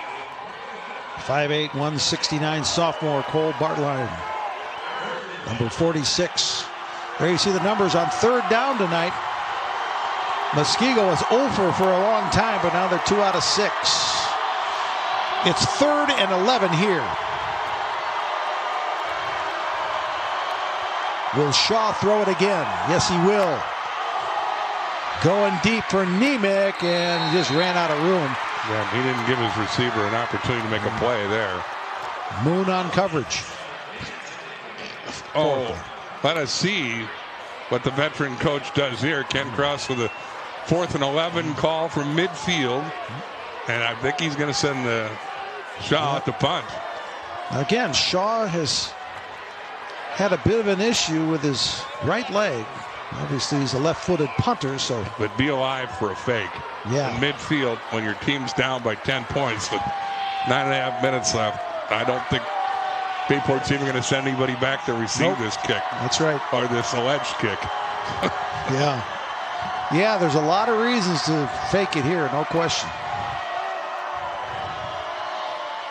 But he's going to boot it. And he's going to get a big hole. Well, there's a knuckleball. It's going to bounce at the 30 and go back the wrong way for Muskego. So Bayport gets it back as the defense holds. And now it is up to Bayport's offense to take some time off the clock. They've amassed 344 total yards tonight, 287 on the ground. And as you mentioned about how the first down,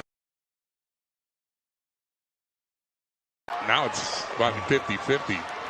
Bayport with almost 21 minutes of possession time, and Muskego.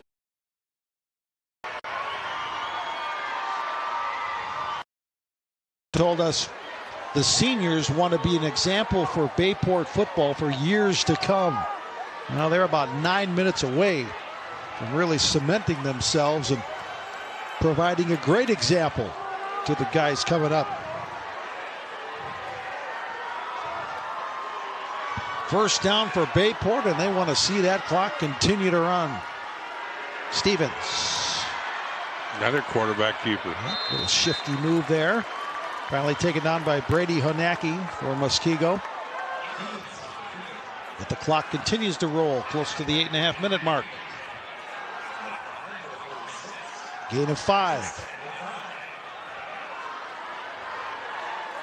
Stevens hasn't been afraid to run it. 12 attempts, 68 yards. Moon is 20 carries, 229 yards. Here's Moon. Boy, look at those moves. And Moon's in the secondary again. And he's still not down. Finally, the help comes to finish off the run by Brady Moon. Cole Reed held on at the end by the jersey. And finally they brought Moon down, who cuts this one back, then gets to the outside. And he picks up yardage inside of the 30. Well, he took a shot at the end, but man, Nick McCullough went a long way to make that tackle from his defensive end position. But Moon, we're waiting for the update on his rushing total. But that was a big one. Now Stevens again. Not quite as much this time.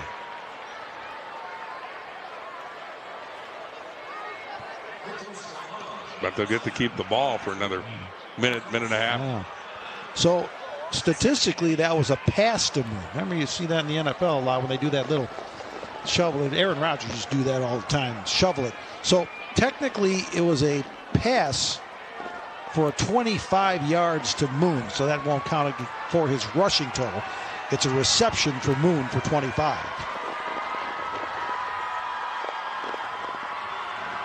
Stevens. Oh, he's met head on.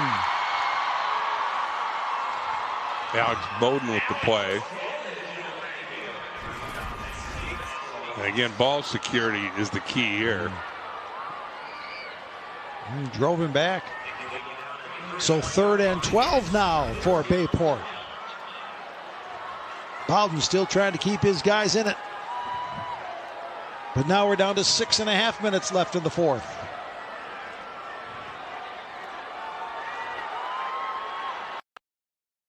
That Muskego makes a stop and gets the offense back in the field.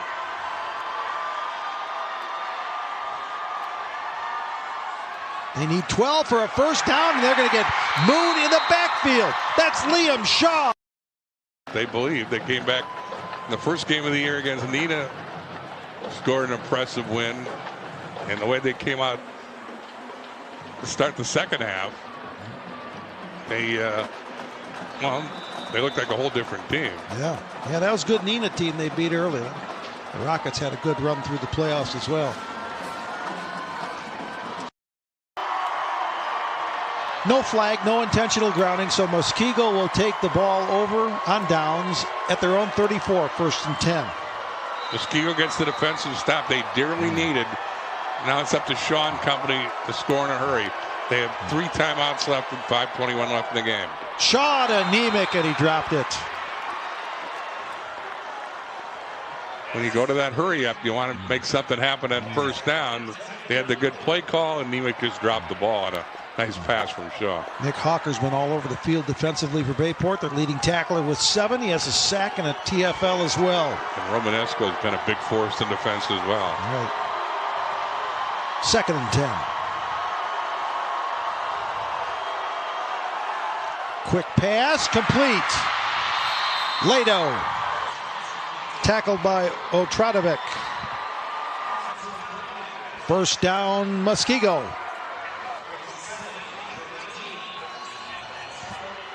They're getting close to midfield. Shaw again. Complete again. Lado again.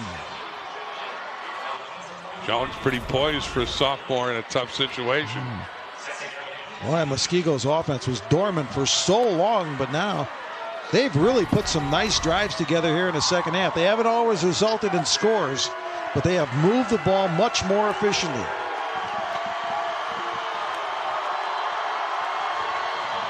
Second and 2 after the gain of 8 on the completion to Lado. Shaw to the outside. Crowell. Incomplete.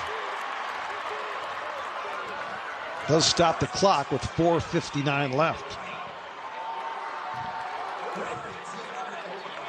Caught 4 of 10 for 70 yards passing.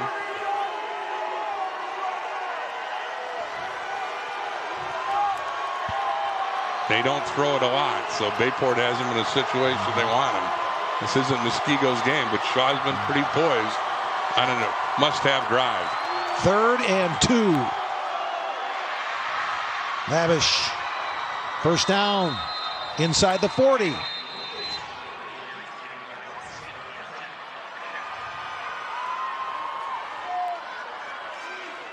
Kim Lavish playing with a dislocated elbow. He's come back from that because causing him to miss 4 games in the middle of the year. Shaw.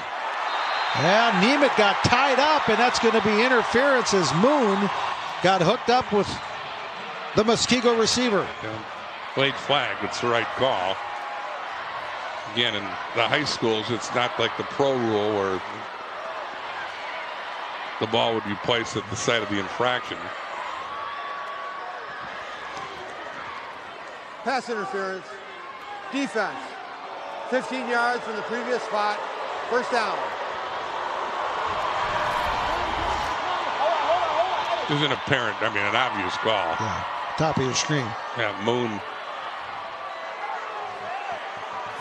Textbook pass interference. The officials all over it.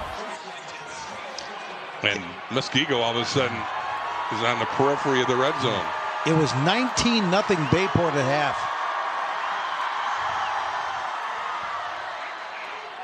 Wow, incomplete. Looked like Lado made a great catch, but he's out.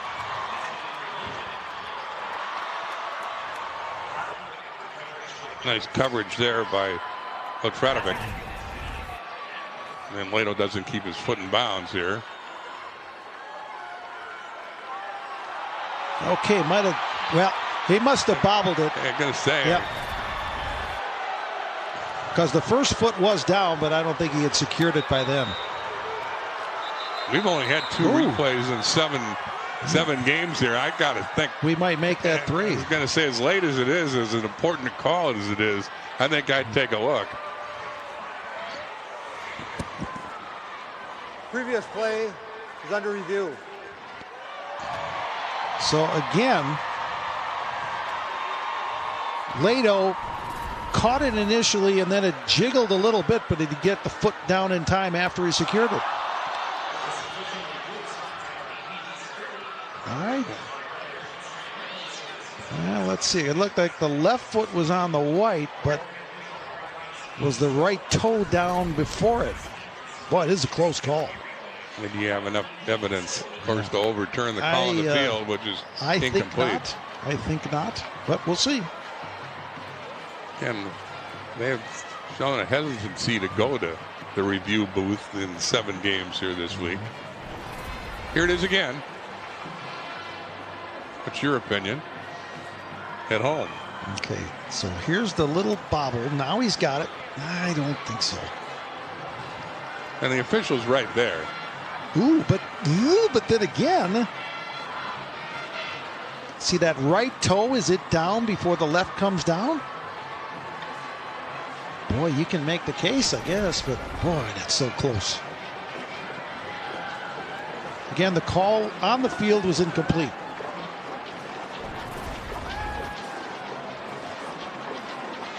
Okay, so again, the initial catch and then the little bobble, and he gets it right. Well, does he get it there? No, there he secures, and there's the right foot down. Wow. Pat Miles says that looks like a catch to him, and I agree.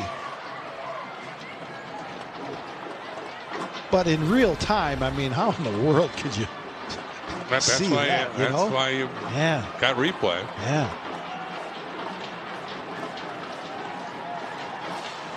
Again, 1 foot down makes it a good catch.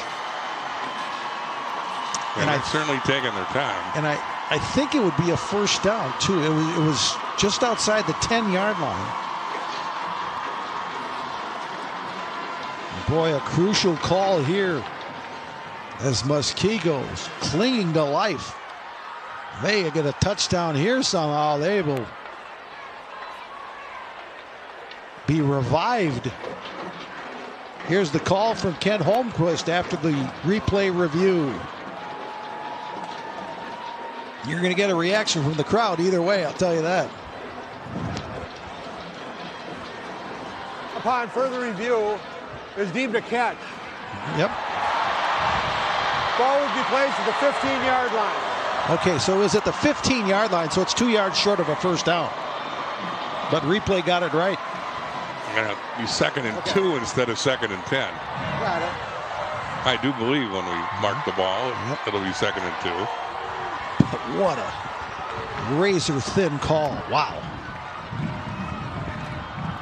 2nd down and 2 at the 15. So down to the 15-yard line, 2nd and 2. 4.5 minutes left. Muskego with all 3 timeouts. Shaw pumps, throws. Overshot Nick Lado. And they had a lot of people near Lado. Yeah. Got to be 4 down. Well, maybe it isn't 4 down territory. It's a 2-score game. You you got to get 3 somewhere. But they'd like to get a first down more than have to worry about having to make a decision on whether to kick or to go for it on 4th down. They'd love to pick it up right here. No question. 3rd down and 2. The first priority is to get the first down, but he won't get it. There's number 47, Alex Romanesco again. Wow. Romanesco had quite the game. He got credit for the safety in the 2nd quarter. He's got a fumble recovery or a forced fumble, and he makes a big play there to set up 4th down. So what does Muskego's Ken Kraus do right here? Now a timeout Muskego, stopping it with 4:03 left and a 4th and 3 coming up. Boy, typically 4th and 2 is almost automatic for Muskego, but not that time. I think he's going to go for it here. I mean, the way he's calling the troops over, I don't think he's going to kick it if he's going to call them all over for an inspirational speech. 33-yard attempt if it's attempted. And as you say, they need 2 scores to tie. But it sure looks from that conversation that he's elected to go for it on 4th and 2.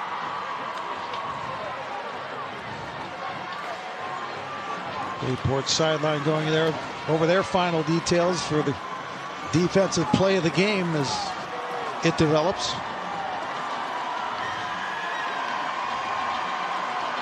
Ken Krause still coaching them up as they head back to the field of play. Yeah, that sure looks like the offense, doesn't it? Oh, no, it's not. That's Gabe Walden, the kicker. No, Walden's in the game. Oh, so 33-yard field goal attempt coming. Or is it? Yes. Okay. I thought they were going in a formation. All right. Can Gabe Walden punch it through from 33? Cole Reed will hold for Walden. And obviously this is a field goal they must have.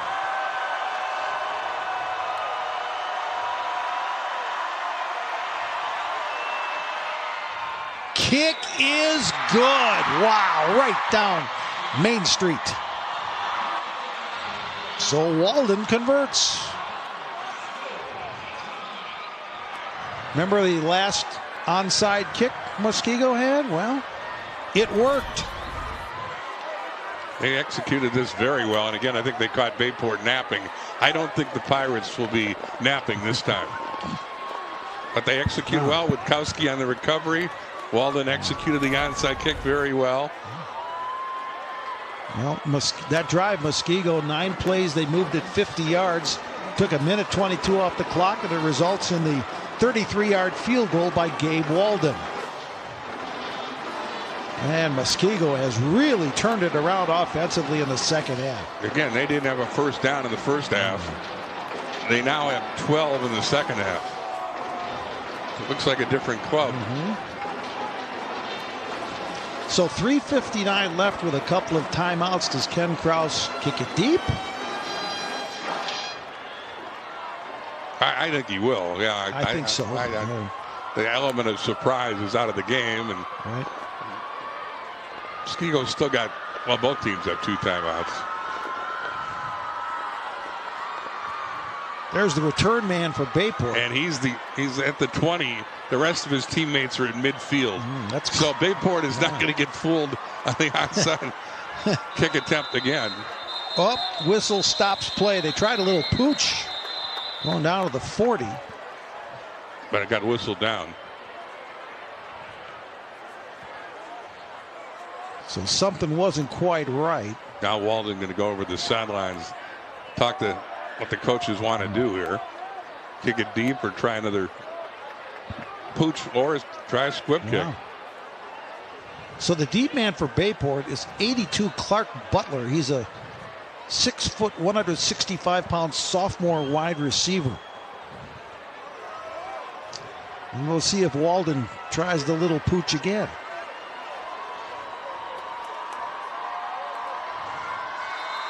Or if they try something else. Bayport has 10 guys between the 50 and the 45. Anticipating something short.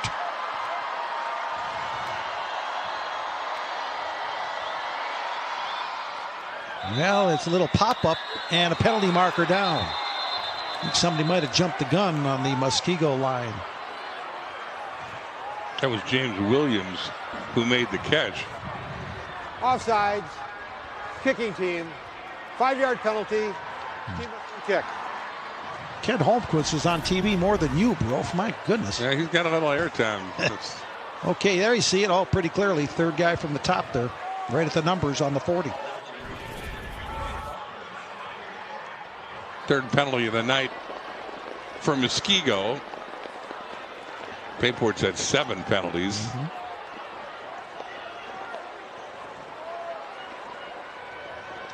So we'll do it again. Yeah, hey, we're in no hurry. Deer hunting doesn't start till tomorrow. And no time is ticked off the clock. Nope. Okay, now Walden is back 7 yards behind the ball this time. Will he try to bang it on this attempt? And another whistle. Timeout Muskego. Oh, that's puzzling and not a good use of a timeout. This is the longest onside kick in the history of football. Timeout, Muskego. I mean, that is a valuable timeout. Yes. There you're burned. Yes. So Ken Kraus will gather everybody around again, and we'll see if the strategy would change. And that's perplexing as to why they had to call a timeout there. Again, to underline our point about how Muskego's been a different team in the second half. They had 20 total yards in the first half. They got 193 here in the second half. Wow. Edgar won Division 7, Lomira 6, Stratford 5, Racine St. Catharines 4, Notre Dame 3, Slinger 2. Will it be Bayport or Muskego in Division 1? We've had 3 exciting games today. Again, Christian Collins with the rushing record in the Division 3 win for Notre Dame, went over 400 yards. You had a 1-point game in the Division 2 game. You and Nelly did, and that went down to the last minutes. And this one, thanks to a Muskego comeback, is still anybody's game. Might not have thought it at halftime, but we got a ball game. Okay, so let's see what Muskego will do here.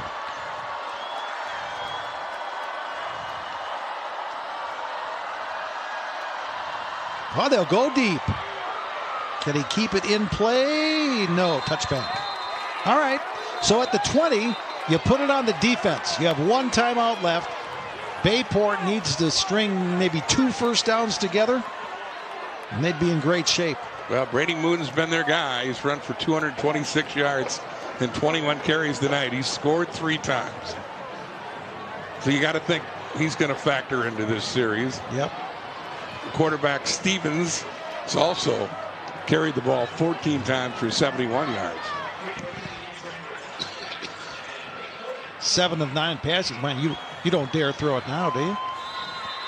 They haven't thrown it much at all here in the second half. No. Again, Muskego with only 1 timeout remaining. They need stops. There's Moon. Pushes the pile forward for about 5. And again, that offensive line, which was so dominant in the first half, is going to be asked to seal the win here with a drive that ideally for the Pirates would take 4 minutes off the clock. Ken Kraus does not burn his final timeout quite yet. And Bayport is going to let that clock run.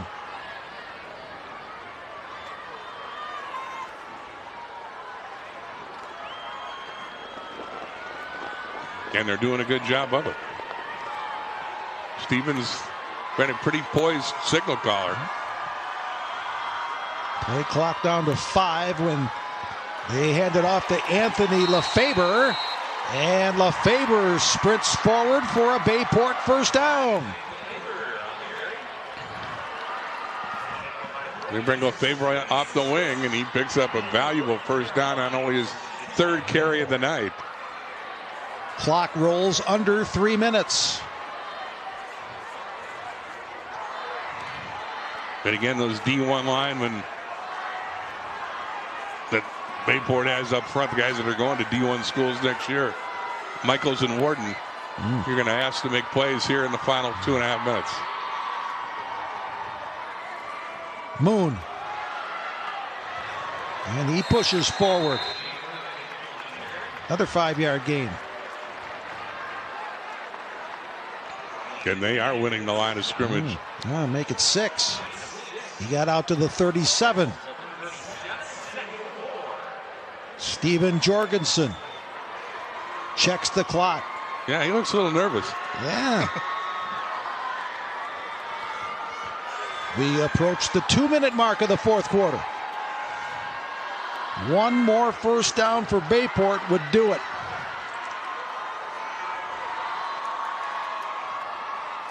Wow, big stop there. LaFaber didn't fool anybody. Shaw was there. Thomas Gover was there. We've been called Gover's name a lot, but he's had a good season. And he makes an enormous play there. 3rd and 5. Again, Muskego holding on to that final timeout. And that's why burning the timeout before the kickoff was so big. Three receivers to the left. You don't throw it here, do you? I don't think so. Timeout, Bayport.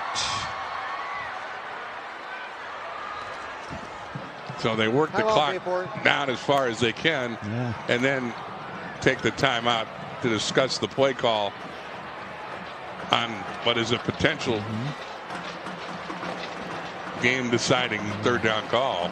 Bayport has had such great athletic success in the last number of years in so many sports, looking for their first WIAA state football title. Again, they lost to Muskego in the 2019 championship.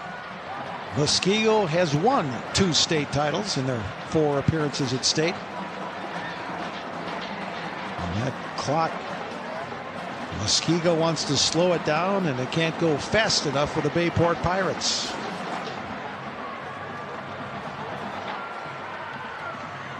So the Hall of Fame coach who's calling the plays for Bayport with a big decision here. The son grew up as a water boy when Steve Jorgensen coached at Oshkosh. Now he's in charge of his dad, who again has dialed up the play that potentially could win a state title for Bayport. If they get a first down here, as you said, it's likely game over. 3rd and 5. They give it to Moon, and Bayport thinks he's got it, but the spot is a yard short. Oh, what do you do now? The spot is right at the 40-yard line. He needed the 41. And I do believe Muskego's called their last timeout. So let the drama build. Well, watch Moon try to stretch this one out. All depends where that knee was down. We got a review to challenge a spot in the preceding game in Division II. Let's see if that occurs here. So I think Steve Jorgensen's asking him to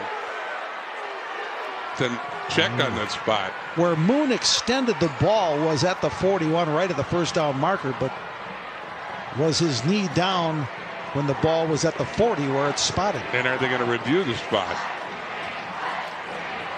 Ken Holmquist hasn't shown any indication that that's the case just yet. And again, it's the Ken Holmquist show, man. He's on again. Well, here it is. Where do you... Boy, I don't know that the knee's down, is it? I think the elbow's down before the knee. Oh, the elbow. Down. Oh, yeah. You're right.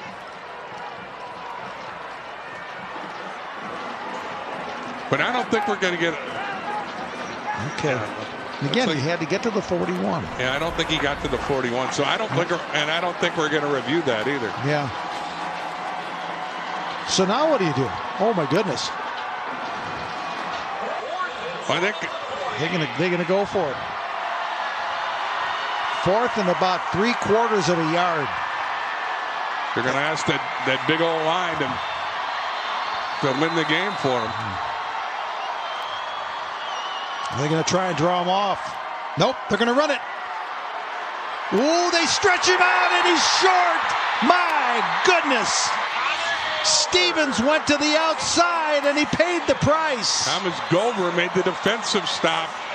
He said we haven't called his name much, but we have twice in this drive.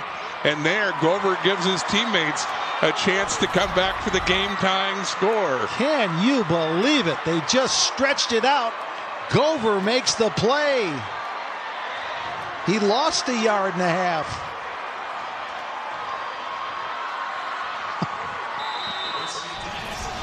Boy, an hour ago, you wouldn't have given this script much of a chance, would you? So now Shaw with no timeout. Well, at least one timeout. I think they took that last time. But there were no timeouts left. Shaw pumps, goes deep, and nearly intercepted. Oh, man. Tommy Berg was going to call a fair catch, but his teammate ran into him and broke it up. Yeah. I think Berg was all set to make the game-sealing interception, and here comes his teammate. Yeah. You know, Otradevic collides with Berg and prevents the pick. Yeah, he never saw him coming. 2nd and 10. 1 minute left. So Muskego still could do things. A lot of options here. Penalty marker down as Shaw heads for the sidelines. And that penalty is not in the area Muskego would like, I believe, in the offensive backfield.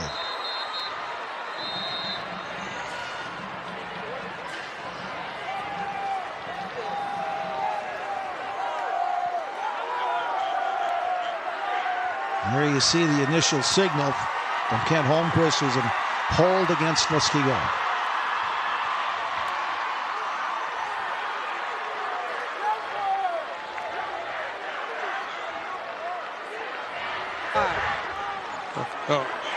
Holding. Offense. 10-yard penalty. Okay. There's the hold. 2nd down. Watch number 50 in the middle of the screen. Well, can't blame him for trying to handle Romanesco. Bayport chooses to start the clock on the ready for play. And let's correct that Bayport has 1 timeout remaining. Muskego had called the timeout before. So Bayport, with 50 seconds left in the game, has 1 timeout as the clock moves.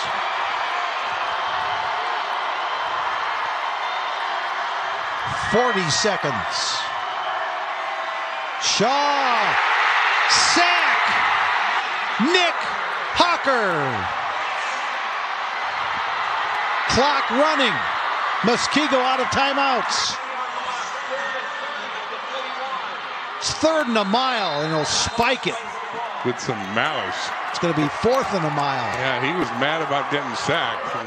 He knows that they're in a big way now. Well, Nick Hawker, the FRCC linebacker of the year, first team all-conference linebacker the last 2 seasons. Well, he'll never make a bigger play than this. And that was Romanesco that fouled up as well. Anyway, yeah. It's 4th and forever for Bayport in the final 21 seconds of the D1 title game. They need 30, does Muskego. Here comes the pressure again. Shaw escapes. Shaw lets it fly. It is incomplete. Brock Gauthier defending.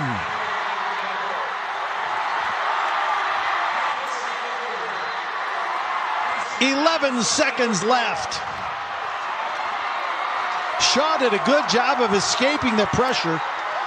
He got something on the pass, but now the Bayport sideline can breathe a sigh of relief. And they've already started the party.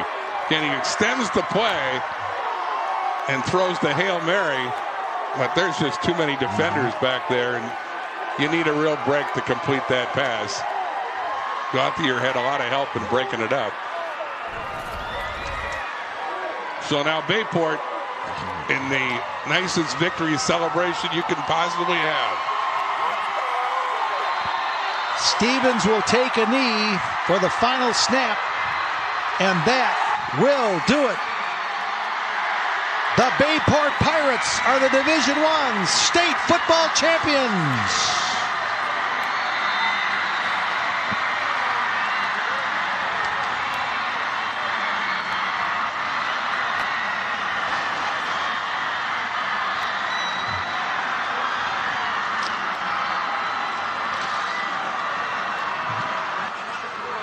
Muskego goes to 9-5 in the year. Bayport 12-2. They are the champions. Now it's time for your Wisconsin DOT play of the game. And little did we realize it would be the first play from scrimmage. Yeah, about 3 hours ago, Brady Moon takes the first offensive snap, and he goes 80 yards with an exaggerated start for Bayport. They were never headed, but boy, Muskego gave him a thrill. Moon with an 80-yard touchdown. There are play of the game thanks to DOT. Moon's first of 3 touchdowns today. Brady Moon goes for 241 yards, but then it was up to the Bayport defense to seal the deal against a gritty Muskego club. That was your Wisconsin DOT play of the game. 0 in Wisconsin. Together we can save lives. Now a word from your local station. This is your WIAA network station. Well, in 2019, Muskego defeated Bayport for the Division I football title. Tonight, the script is flipped. Bayport and that guy, Stephen Jorgensen, state champs. Let's go down to our post-game interview with Nick Tabbert. He's with Brady Moon. Brady, you did a little bit of everything tonight, but that touchdown run to start the game, 80 yards, did that really set the tone for your team? Oh, yeah, that definitely set the tone. I just had so much confidence in our team. Like, everyone coming into this game, like, doubted us and didn't think we could win. But I just knew that we could do this. We could be the state champions, and it just was a big showcase of that on the first play of the game. How about the final drive to close it out on defense? You were right behind the scrum there for that last Hail Mary. Yeah, I mean, we just been playing hard all year. We had a good game plan there, and everyone just performed well on defense. We played a great game defensively, and we just made a big play at the end there. Congratulations. Go celebrate. All right, thank you so much. Guys? There are the emotions. The Jorgensen family's going to have a lot to talk about, a lot of good memories over Thanksgiving. Now a message from your local station. This is your WIAA network station.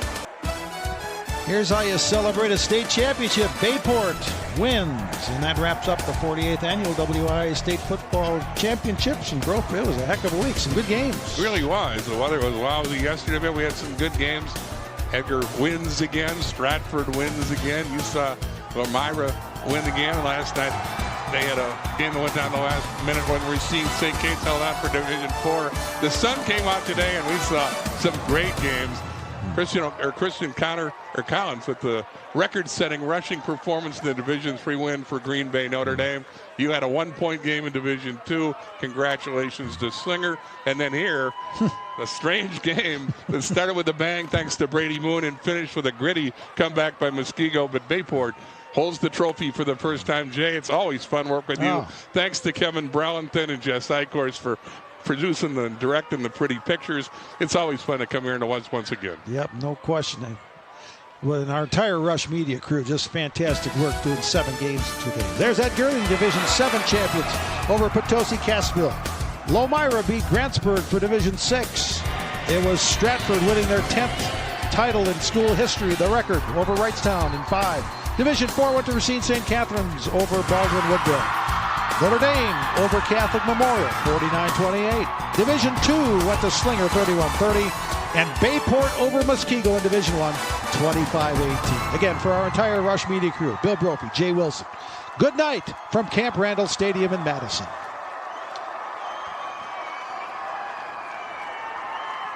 The 2024 WIAA State Football Championships have been brought to you statewide by Menards. Save big money at Menards on all your home improvement needs.